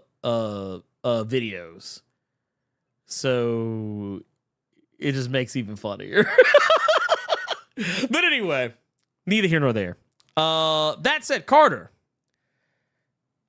I think, before we do that, we got a couple more that I want to hit up before we, we got another one here I think we want to hit before we move on. Yeah, we got one here from Tubes the One, the homie right here, $5 says, I'm listening in my Bluetooth at work. I'm glad this mask is covering the big ass grin on my face from laughing. Man, look. Look, you know, oh, man. That and seeing the cringe falling off of Carter's face right now is killing him. Oh, man, we got us another first timer here. We got us another first timer here in the building. Bam! Oh, dude, with the $5. Dalzell K. Williams says, hi to the Blerd Cave. Helped me through a tough time. My husband passed. Oh, I'm sorry to hear. Good Lord, I'm sorry to hear. Could you explain the world between worlds? Thank you again. Oh, man. Oh, I might be the worst person for that. I might be the worst person for that. But I will say, if we're talking about the world between worlds, I'm assuming we're talking about Star Wars, is what I'm assuming. The world between worlds is, the way I understand it, is like, I feel like it's like the way station between like time and, I don't want to say realities. Maybe it's realities, but I know that whenever it has come up in Star Wars Rebels, and spoiler alert for the Ahsoka series. Spoiler for the Ahsoka series, it does come up there. So but the world between worlds is so weird to me, and it's something I've always found kind of strange and unusual about Star Wars, because this is kind of where like the people started delving more into like the weird, wacky, zany shit going on in Star Wars in Rebels. Carter, are you familiar? You said you never watched Rebels, right? Okay. So there's a part in Star Wars Rebels, I believe it's in season 2 of Rebels, where Ahsoka and Darth Vader encounter one another. Now, I don't know if you know this or not, but Ahsoka is Darth Vader's former Padawan from back when he was still only Anakin Skywalker. That I do know. I do know. Okay. So they encounter one another in Rebels. Like, okay, I saw that YouTube clip. Because he kind of knocked some of she knocked some of his mask off. Yeah. And that's what was him. Yeah. And that fight ends ambiguously. Yeah. There's no definitive end to how that fight goes. Mm-hmm. Like, and it is heavily believed that they were in the because there was like like something was falling is on top of them, like one of those Indiana Jones traps. Right. And they were, I think it was like the Ezra boy was trying to get her to leave, and she pushed him back, so he left, and it just went down with them two. Yeah, I did see that on YouTube. Yeah, so that is never addressed again on the show until like I think the 4th season. Like, they literally go a whole season without even addressing it. And it's not till damn near the end of the 4th season, I believe, where it comes back up. And the world between worlds is like, literally, it's like these walkway points. Like, you can literally walk on them and go to like another point. And like in that episode, Ezra was able to go back to that moment where Ahsoka was fighting Vader. And you know how we always talk about like, oh, you're going back, you're just, at first it kind of seemed like, oh, this is just a thing where you can like view moments in time. You can't interact with them. That's not true. Because Ezra pulls Ahsoka out of that fight. And that is why she's around right now. Like, it's weird, and it makes like, it's so weird and wacky and zany. But the way I just kind of took it is, it's like, yeah, the world between worlds is literally just a way station between like kind of like a nexus point in time where like everything just kind of converges on itself, and there you're able to kind of mix and match and mess with things. Doesn't really explain how Vader got out of it, but I think now we may know how or why. But I don't know. It's weird. It's weird. it's the one aspect of Star Wars I'm always just kind of like, okay. Like, I'm willing to go with a lot of shit in Star Wars. I was willing to go with the Loth wolves, the ghost wolves, and the Loth cat, and the weird goat-looking, ox-looking motherfucker that was like a part of the Force and had the weird, like, disembodied voice. I went with all that shit. When they did the World Between Worlds, I was just like, huh.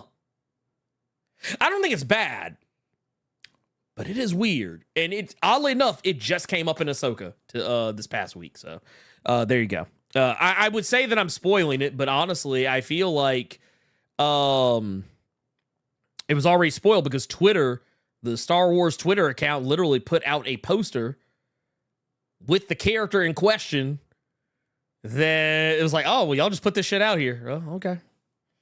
I guess. But that said, that is the World Between Worlds. In my interpretation of it. But that said, was there another one? I thought I saw something else in here. Okay, let's get into our recommendeds, Carter. Let's get into our recommended. You got a recommended this week? You are muted. I do. What you got? But What it's you... nothing that came out this week. Okay. I'm actually gonna recommend this Ooh. Conan that I've been reading. Conan. Yeah, Conan the Barbarian. This specific hardcover is the entire Jason Aaron run, which went 12 issues. Quick question. Shoot. Was that the one that everybody got mad at him for? No, I think I didn't hear anything about it. That may have been King Conan, because he did do a sequel series. Okay, That was 6 issues with the same artist, Mahmoud Asrar. Yeah. I don't know of anyone getting mad with him. I thought he did the whole thing, and that's when I realized when I started researching online that different writers came to the book after he did. Jim Zub did the book. I think Zeb Wells as well. But hey, now I have something else for him to sign at LA Comic-Con. I am going to LA Comic-Con this December. I'm trying to talk Ernie into being there too. But yeah, I've never read, watched, seen, nor heard anything relating to Conan until I bought this. I'm using an old ass credit card as a bookmark. Don't judge me. This is literally a 12 issue series of one shots with Conan shenanigans with an overarching story of one person he's dealing with throughout history. This shit is fire. I'm happy I was able to find it. I'm happy I was able to find it as a hardcover for somebody who has never experienced any kind of Conan anything. That is the most basic character I have ever seen. It's money, fighting, and smashing. I'm trying not to curse. I don't want this to get demonetized. But that's literally it. That's literally it. And Jason Aaron and Mahmoud Asrar on art. This is making me want to go read the older stories that Marvel has collected, because I think there are several omnibus of Conan. I believe you are correct. I believe you are correct. Yeah, that's gonna be my recommendation this week, specifically the Jason Aaron first 12 issues, not King Conan that happened later on, but right after Marvel lost the license. That's why Savage Avengers is the last thing that you'll see with Conan at Marvel. But yeah, this fire. This is fire. Fire. So for me, mine is gonna be a little off the beaten path. Okay.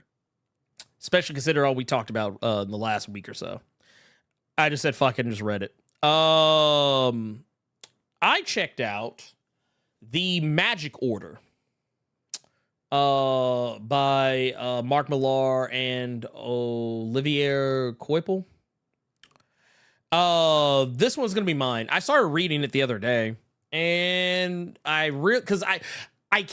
always kept seeing it in comic shops, because it's still running to this day, though they do it they do it kind of weird. Like they relaunch at number 1 every time they do a new story. And I really dug the vibe of it because it's kind of in the middle point of when, we were talking about the other day how like Mark Millar's kind of calmed down.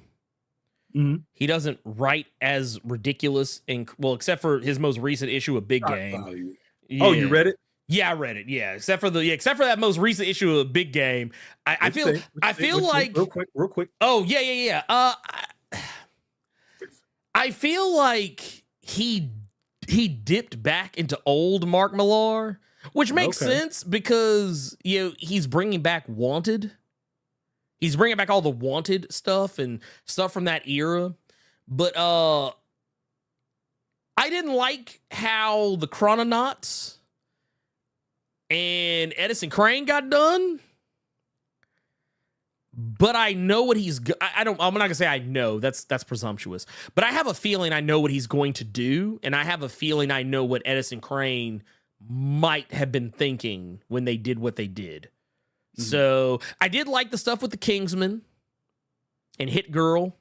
It's it's weird seeing those two characters interact, though. Not gonna lie, right? It's very weird. Like actually, and that's now the stuff you were talking about, how they were going after Huck, how they the mention of Huck and the nightclub. That part I actually kind of dig. I don't want those kids to get hurt though. I really don't want those kids to get hurt. But Huck, I'm like, man, y'all better leave that poor man alone, please. Leave Huck alone. Huck is minding his own business. But one thing I will definitely say, I do definitely feel like, the old Mark Millar that I am not a fan of came back for that issue. For better or worse. Take that how you want. I didn't hate it, but I did not love it. But I'm willing to go with it for the sake of the fact that it's only the second out of 5 issues. But the Magic Order, I feel like is kind of a nice midway point for Mark Millar, where like he's kind of doing some of the outlandish shit, but it's more toned down. So he's not quite where he is today, not yet, but he's nowhere. He's not back where he was either. It's a nice middle ground. So if you are a person who feels one way or the other, if you're a person who does not like old Mark Millar, but you like new Mark Millar, or if you're a person who likes new Mark, you hate new Mark Millar, you prefer old Mark Millar, Magic Order is the perfect middle point for you, where you get a little bit of both. But it's basically the story in a nutshell is basically about a group of people who all, as you might imagine by the title, Magic Order, they know magic. And not just like, oh, hey, I can pull a rabbit out of a hat. No, they know like magic. Some of them use it for that, like pull rabbits out of hats and do parlor tricks, but they actually know legitimate, real, actual like sorcery.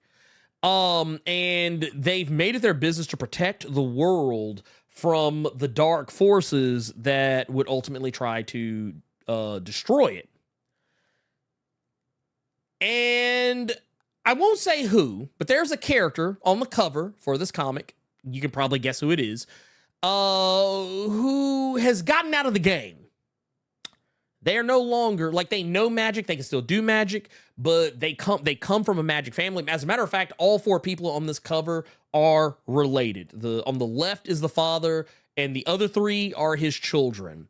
And I will definitely say, when you start digging into origins, I think that's where you start getting into some of the old Mark Millar, like some of that, oh man, you could have left that out. Or man, you didn't have to go that gross. Like remember how we felt about Nemesis? Like old Nemesis. Yes. Yeah, there's some of that in this, like, but not as egregious, but still weird at the same time. You know what? You have to read it for yourself. Anyway. But the thing is, there are dark forces on the horizon that drag one of the children who had gotten out of the game, drags them back into the game. So there you go. And it's still going to this day. So they just wrapped up volume 4 of Magic Order. Each one is 6 issues by my recollection. Each one is 6 issues. And the 6th issue of volume 4 came out like 2 or 3 weeks ago. And it's great. It's great. It's all great. I mainlined all of it, and I enjoyed it. Just hooked it right into the vein, and didn't look back. Let's get into our next thing. Let's get to our next thing here. Just going back real quick, make sure we haven't missed anything. Yeah, in a roundabout way. I saw Brian Christian asked this, is it like a magical version of the Fantastic Four? In a roundabout way, yes. In so much as that there are 4 of them. And each of them seems to specialize in a particular type of magic. So when you see them do stuff, it's not all the same. I will say the daughter has become quickly my favorite character, though she does have some problematic shit in her origin that I did not like. But it's one of those things I kind of just have to be like, you know what? It's Mark Millar. He's gonna Mark Millar. So I'll just put it that way. Just go with it. I will say, yeah. Anyone who cares about body autonomy, you might want a trigger warning for the second issue where they reveal how she was born. I'll put it that way. But yes, very, very, very, very good series. Okay, so I saw here. You know, she brought up The Magicians, the TV show, kind of similar in terms of the types of magic you'll see. Very similar. I liked that TV show too. Hate it got canceled.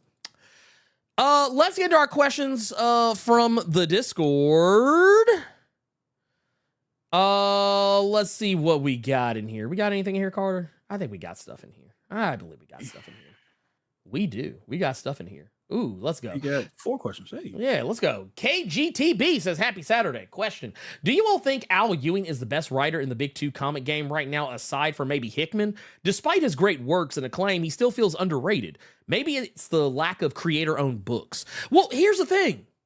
And I might be wrong here when I say this.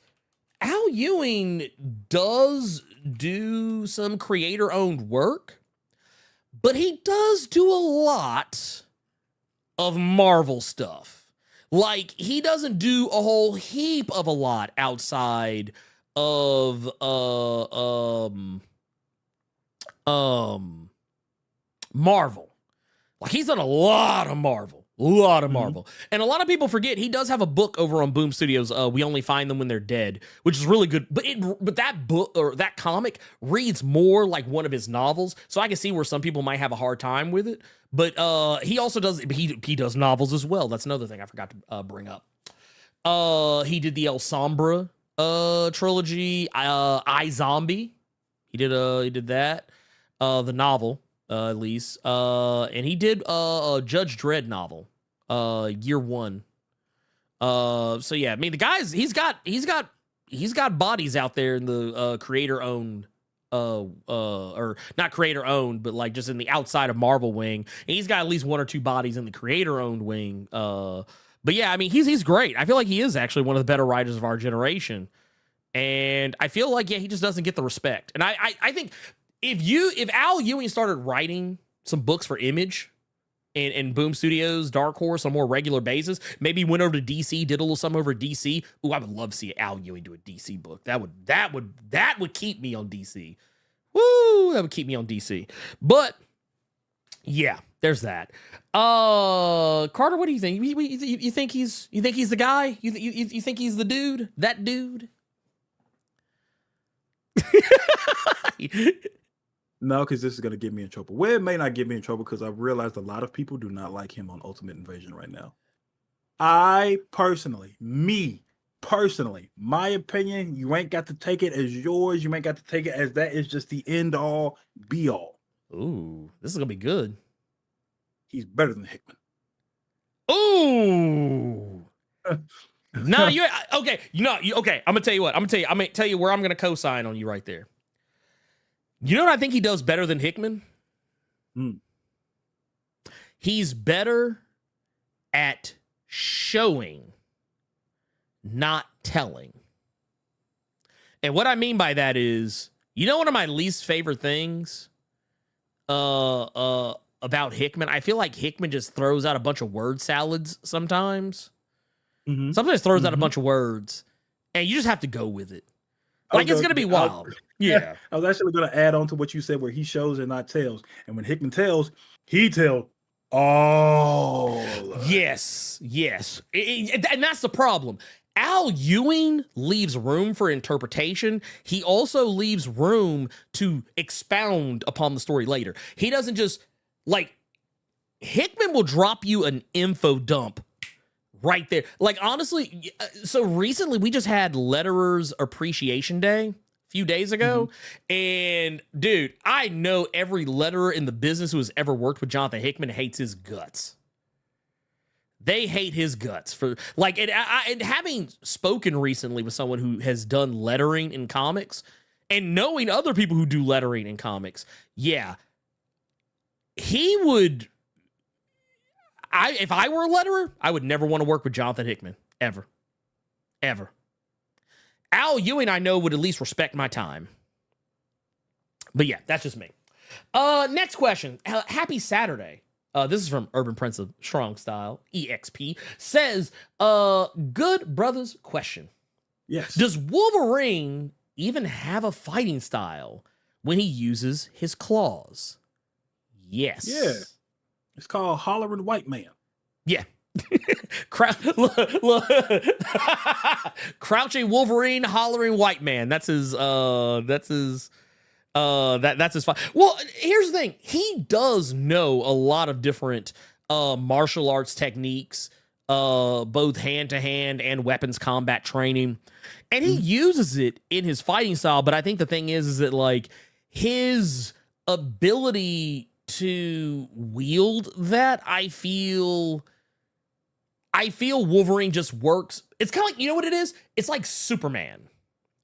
Superman knows martial arts. He knows various martial arts. He knows various hand-to-hand combat techniques. Batman has even trained him in some hand-to-hand combat techniques. But the thing is, whenever we see Superman fight, he's just brawling. It looks like he's just brawling. He's not doing, like, some, crazy kung fu shit or anything like that. And I think that's by design, because it kind of keeps Superman appearing more relatable for a guy who can literally punch your head off. I think if we saw him doing, like, fucking Shotokan karate, I think it would get weird. We started seeing this dude doing Guilty Gear moves, doing Street Fighter techniques. I think that's when we start getting, I would be like, all right, Superman, calm down. You're already busted. Now we got to get you out of here. Sometimes when they try to show that some of these superheroes can actually fight, it turns into stuff like that. Yeah. Like, case in point, Spider-Fu. Oh, God. Yeah.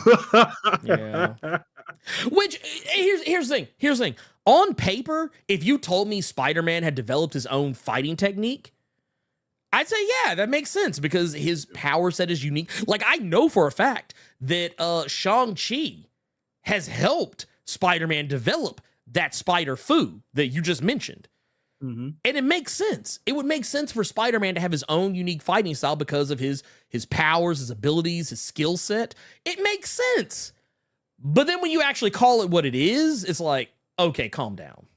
Mm-hmm. I'm going to need you to stop. Here, give me that bag of edibles. Give it back. You cut off. So yeah, no, I totally get it. It's one of those things. It's better, once again, and this goes back to the whole conversation we just had. It's better to show instead of tell. Show, don't tell. Sometimes you don't have to give the thing a name. Sometimes it's better just let it be what it is. And I will definitely say some people would probably tell me I should take my own advice sometimes on that. That's two down. We got one from Qdoma here. Says, will we ever see the mutant Miranda in any of the X books? From what I understand, she has saved the world and no one knew about it. Miranda. Is this like Forget Me Not? Because I have no fucking idea who Miranda is. I'm sitting here. I'm trying to think about who this is. Like, you got to give me a last name, because there's a lot of Mirandas. Oh, I think they're talking about D-Cell. Maybe they're talking about D-Cell. I know her name's Juggernaut? Yeah, from Juggernaut. Yeah, maybe that's who they're talking about. I don't know. Only Miranda I know is Cosgrove, and I ain't never heard about iCarly saving no mutants. Right? Well, I know Miranda, or D-Cell rather, she showed up in Bishop War College at the end as a part of the new class. Gimmick was in that too, but now she's with the Dark X-Men. So I don't know how that is going to play, but we'll have to wait and see on that one. Okay. All right, yeah. We got another one from Trap God Thanos. I love it. I laugh every time I see that name. Good day to you, Carter and Blerd. Appreciate it, man. I recently saw a comment saying that fans care more about the status quo of a character and if it aligns with their personal headcanon than if the actual story is good. This makes a lot of sense to me. It explains why people gas up that absolute ass of an Amazing Spider-Man run that Spencer did. And I was wondering if you guys think there's truth to it. I know there's truth to the idea that y'all aren't getting those motherfucking likes up, though. Ooh, he said it. He said it. But is there truth to fans caring more about the status quo of a character and if it aligns with their personal headcanon than if the actual story is good? Abso-fucking-lutely. Yes, it does. Yes, it does. It and I could tell you why I know that to be true. Because anytime the status quo is upheld, people cry and say, y'all never do anything new. And the second the status quo is changed, for better or worse, they always cry to go back to the status quo. It's the same thing that happened with, like currently, it's happening right now with Black Panther. People hated the status quo of Black Panther during the John Ridley run. And actually, I will dare say people didn't particularly care for it when Ta-Nehisi Coates was writing. And now that Evel Ewing's on the book, they started loving it. But the second they found out that the new cat burglar, not Catwoman character in the comic, when they found out that she's trans, they were like, hold up. We're buffering again. Hold on. Are we? Yeah. Oh, let me see. I don't think they caught your rant. No, I'm still good on my side. Yeah, it's still good on my side. No, hitting you was saying it was lagging. Oh, and maybe it was. It buffered on YouTube on my end. Oh, okay, Right, gotcha. It didn't do anything on my side, but like I don't know. It probably just was a weird like lag spike or something. But yeah, people. All right, Earl Sweet saying we got it. All right, cool. Back. Okay, we back. All right, we back. But yeah, I feel like honestly, no one wants anything new. At least none of the people who are vocal about wanting something new. I don't think they really want anything new. I think what they just want is the same old can of tuna they've been eating for the past like 50, 60 years. Yeah. That's what they want. If you change Batman, it's like, oh, well, he's not Batman anymore. I don't want to read it anymore. And it's like, well, we're doing something different. It's like, no, I don't want different. I want it the way it was. Look how many people get on my ass anytime I bring up New 52 Superman. Because you all want the same old. Or not, well, let me not say you all. There's a certain group of fans. They want that status quo. They want that head canon.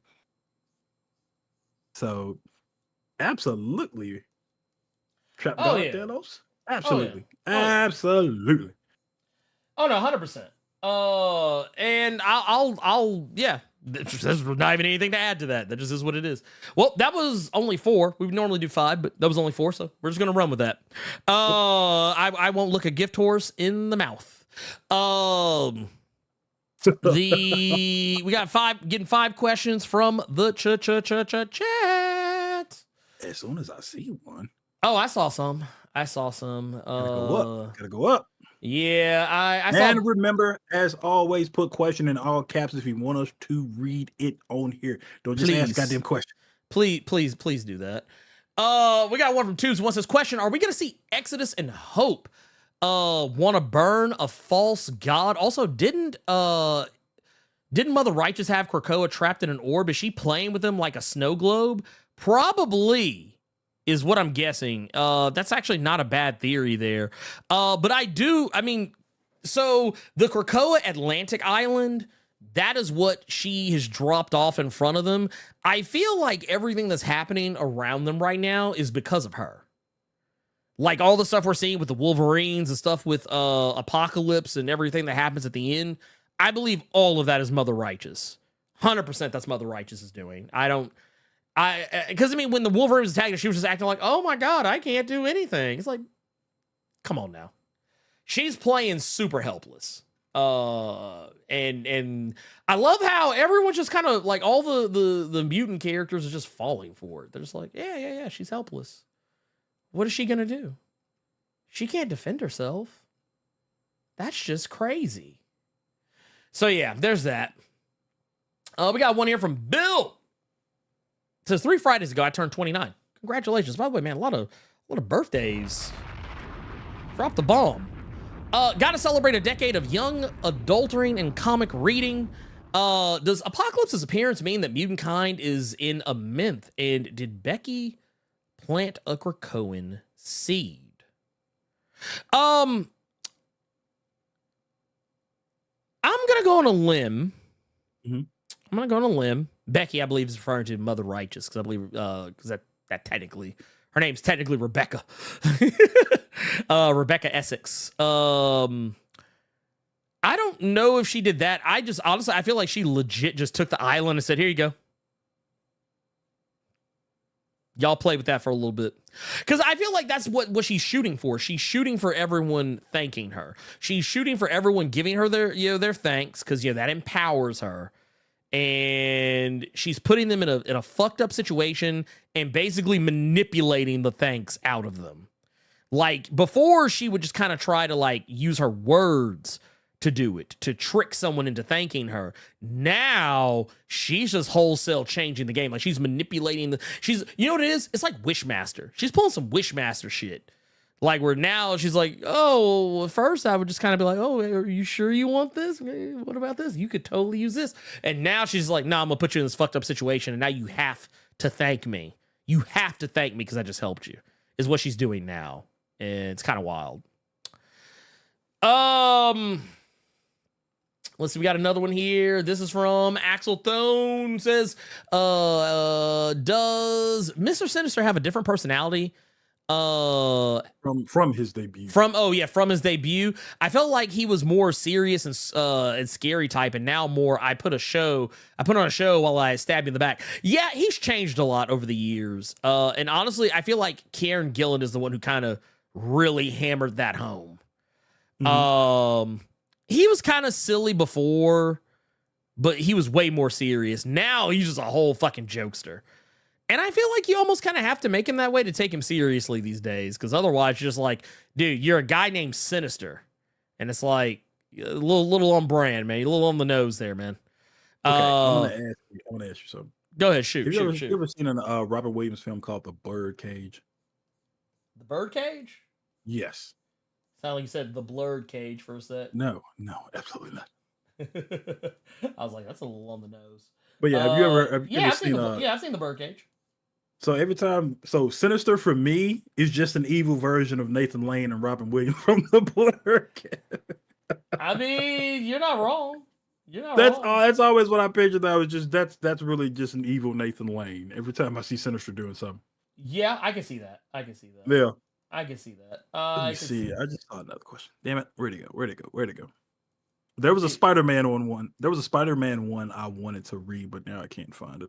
Here, I'm looking. Here it is. Okay, from YTube Noob. Why do people complain about Spider-Man not acting like himself during Zeb Wells' run, but praise Superior Spider-Man? That was Doc Ock, so Spidey was literally not himself. Oh, let's see what you say first. Well, you know what? I mean, let's be fair here for a second. I remember when Superior Spider-Man came out, people were fucking mad. I remember people being fucking heated. So I think it's one of those things. Superior Spider-Man is one of those stories I think people just kind of grew to love as time went on. It's kind of like with Miles Morales. like everyone likes to have this weird like misremembering of history that everyone just universally loved Miles Morales when he debuted. That was not the case. He was reviled. People hated him. Oh wait, a little buffering. Now it's okay. Now we're back. People blame it. Y'all blame it. My goddamn internet. This is all him.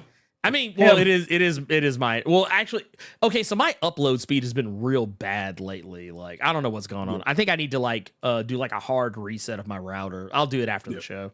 But yeah, I think just, yeah, by and large, I feel like, yeah, after Miles Morales was out for a while, people started to he grew on people because eventually the quality of the storytelling trumped any manufactured negative feelings or opinions that people could have had.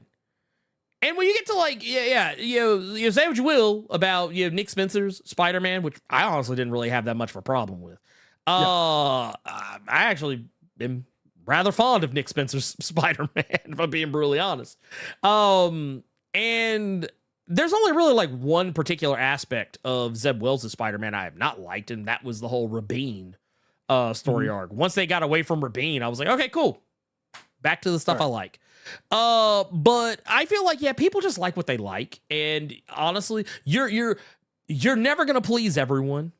You're never gonna please everyone. And honestly, let the people write the story that they want to write. I think the moment that we as readers get away from the idea, when we get away from the idea that we own the stories and that the writers are beholden to us, I think we'll all be better off, because I think that's the problem people have, is that they think that, oh, the writer is supposed to write the story that I want to read.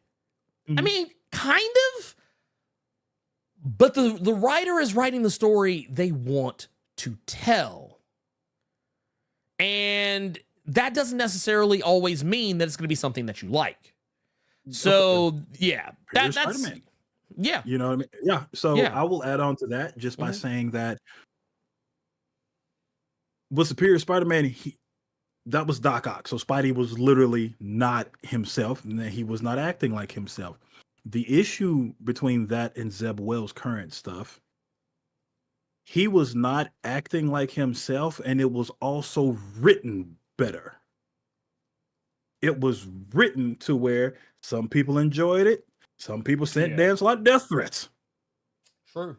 So I think that's another issue with the Zeb Wells stuff, is just that it's just not good. It's not good writing to me and to the other people. Now, Ernie might enjoy it. You, White Soup Noob, you might enjoy it.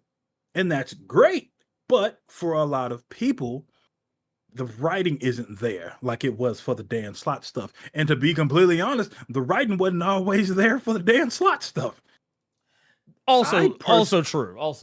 There were some weak moments. Like, Dan Slott's run's great, but there were weak moments in it. And that's you write something for 10 years, you're going to throw up a miss. It happens. I mean, that's why Marvel doesn't let people write shit that long anymore. Yeah. So yes, I think Ernie is absolutely right in just letting people, like the writers, are going to write what they want to write. In this instance with Zeb Wells stuff, he's writing what he wants to write, but the writing is not good. He's not writing it well. The characters involved, characters that he created and stuff like that, nobody really is enjoying it. I think the most recent issue 33, is probably the best fucking issue in this entire run, for no other reason than the final scene of the book. If I could spoil this issue 33 of Amazing Spider-Man. So for Ernie, this is the only reason I even like the issue, because this was just some G shit. So Peter Parker's evil now because he got stabbed with a spear of all of Green Goblin's sins. From the Nick Spencer run. Okay. It's all the sins that the Sin Eater took away. Yeah, it was put in a spear that the Goblin Queen had, who Craven has been breaking off. Here we go when we talk about that writing. That could be good to some people, but it's bad to most. But he puts on the black suit. He catches up to Craven. Now he is burying Craven alive, like Craven did him at one point. Mm-hmm. The reason I say it was G shit is because he tranquilized Craven. So Craven is kind of in and out of consciousness while Peter is burying him alive. Peter then has a rifle in his hand, throws the rifle in the hole in the casket that Craven is in, and just basically says, "Here's this, in case you want to skip to the end." That was probably the best part of the entire thing. If you want to hear it, if you want to just skip it, you just want to blow your head off instead of me just burying you alive like this, and you just got to suffer through that hurt. But again, people are going to complain if the writing isn't there. And the writing, to me, really isn't there with the Zeb Wells stuff. And he's had 2 volumes to try it. But we got any other questions, brother? That was 3. Number what? 3? Okay. That was 3. Okay. Here we got one. Well, we got a super chat here. We'll read this real quick. This is from Go Consure's Baby's Father with a $10. Says, my theory is that after the fall of X, when they go get the mutants off that planet, they turn down and stay with Rebecca. They are tired of the humans and Xavier's X-Men always messing up a good thing. I mean, I'm sure there'll probably be some people that might want to stay if they go that direction. I don't know if everyone will, but I do feel like some will. And honestly, I kind of feel like, man, I don't know how I feel about Mother Righteous. There are some times where I'm like, man, maybe she is one of the good ones. And the other times it's like, nah, that heifer's in it for herself. Mm-hmm. She's in it for herself, 100%. And then like she'll do something like, oh, man. Here, we got a couple more. This is actually, this is from Jerome. Says, are you enjoying the Kong Godzilla movie universe? And would you like to see more kaiju movies branching off from them? I enjoy some of it. Not all of it. Do you see the new Apple series that's coming? What do you think of that? It looks interesting. I'm not sure, I'm not sure how I feel about it, though. You know what I mean? Like,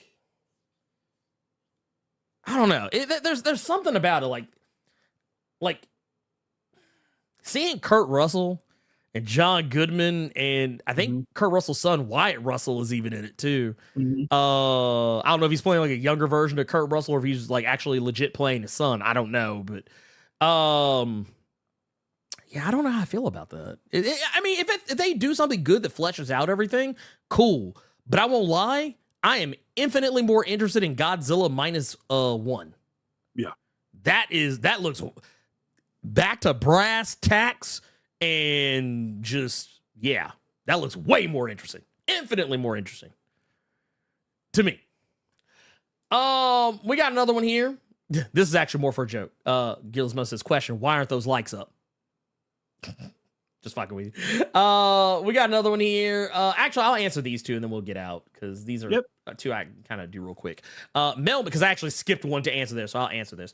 Melman says, question, can you recommend a comic like Impulse that has a loose sitcom, almost slice of life vibe?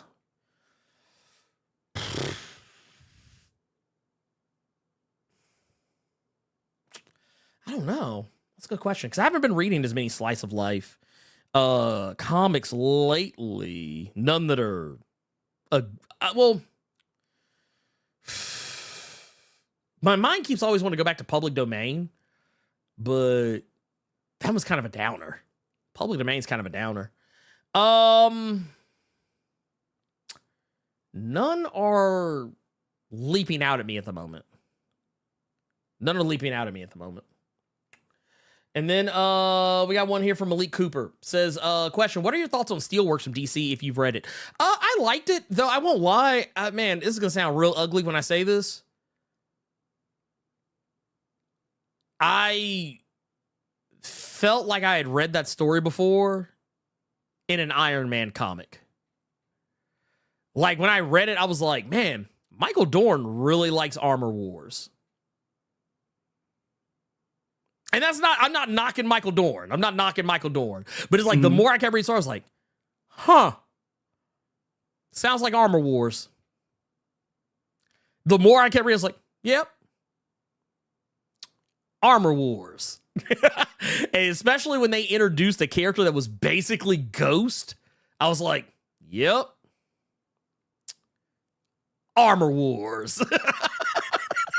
It's not bad though. It's not bad. I liked it. I liked it though. It's not the best. It's not the best Steel comic I've ever read, but it's definitely, it's still pretty good. Still pretty good. I dug it. I dug it for what it was. But that said, Carter, Yes. do you have anything you want to share or announce? Share with the class while we're still here? No. I'd rather it be a surprise. That's fair. I will apologize. I actually tried to finish that picture I was working on, and I fucked it up.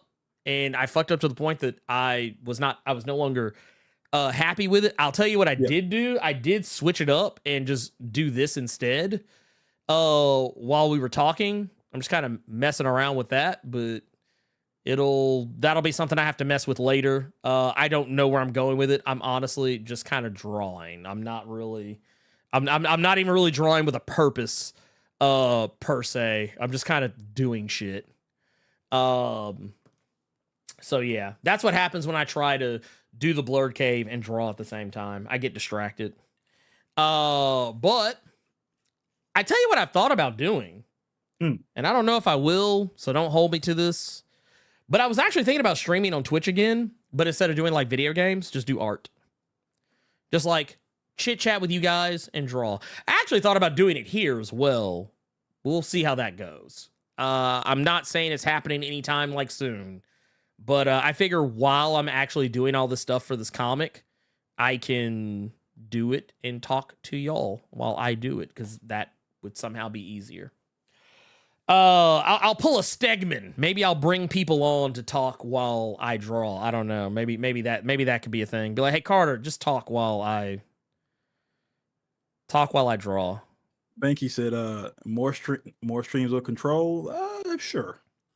Ooh, if I can Control? hook up, yeah. I've been I streamed Control the other day just because there was a DLC expansion I never did.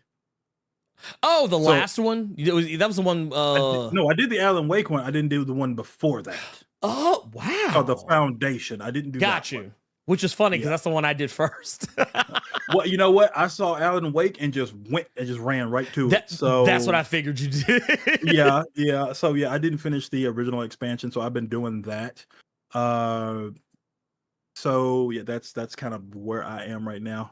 Just until Alan Wake 2 next month, because I'm probably gonna take off and I'm all over that. That. October 27th is gonna be a motherfucker. Oh yeah, no, dude, October's about to be too busy. Gokon Shrewsbay's father with another $5 says, forgot to add this, that timeline Destiny had seen where what's his name? Forgetting his name at the moment, becomes Purple Jesus. I think he's talking about Exodus. Yeah, that I definitely feel like we're kind of heading in that direction. A lot of the things that Destiny saw in that issue of Immortal X-Men, which I believe was issue number 3, a lot of that stuff is starting to come to fruition. Not like in the exact same way that she foresaw it, but we're starting to see some of those things play out. Like Exodus becoming like the Messiah, like the legit mutant Messiah, like where for the entire time he's always been like worshiping a mutant Messiah, like you following others. Like we could legit see Exodus become a legit leader. In a way we've never really seen him before, so I'm all for that. That said, that is the show, y'all. That's the show. That's the tweet. I'm going to get off of here because we got some more birthday shenanigans to celebrate for my youngin'. And I don't know, we might grill. Or something. I don't know what we're gonna do. I don't know. I'm probably gonna watch some TV too. I might play some more Starfield if I can will myself to play that game again. It's that bored. Dude, I have fallen asleep every time I've tried to play it. And maybe it's because I tried to play it at night, but I play Baldur's Gate 3 at night, and I never fall asleep playing Baldur's Gate. So, And that is a turn-based game. You would think I would. I'd be more inclined to, but no. Yeah, I don't know. I'm not that game. I don't know. Maybe I'm just tired of the Bethesda formula. Maybe that's what it is. That might be what it is. But that is neither here nor there. We're gonna get out of here. And I'm sure Carter will have something going on later. Maybe, maybe not. Don't hold him to it. Don't hold me to it either. And yeah, I think thank you everyone. The chatters, the super chatters, the lurkers, everyone's been hanging out with us. Patrons, channel members, everyone who did not unsubscribe from the channel when I said what I said about Besa and Black Panther #3. And hey, shout out to the ones that did unsubscribe. I don't care. But that said, let's get it up out of here. We will see you all next time for Carter Presents. I am the Blerd Without Fear.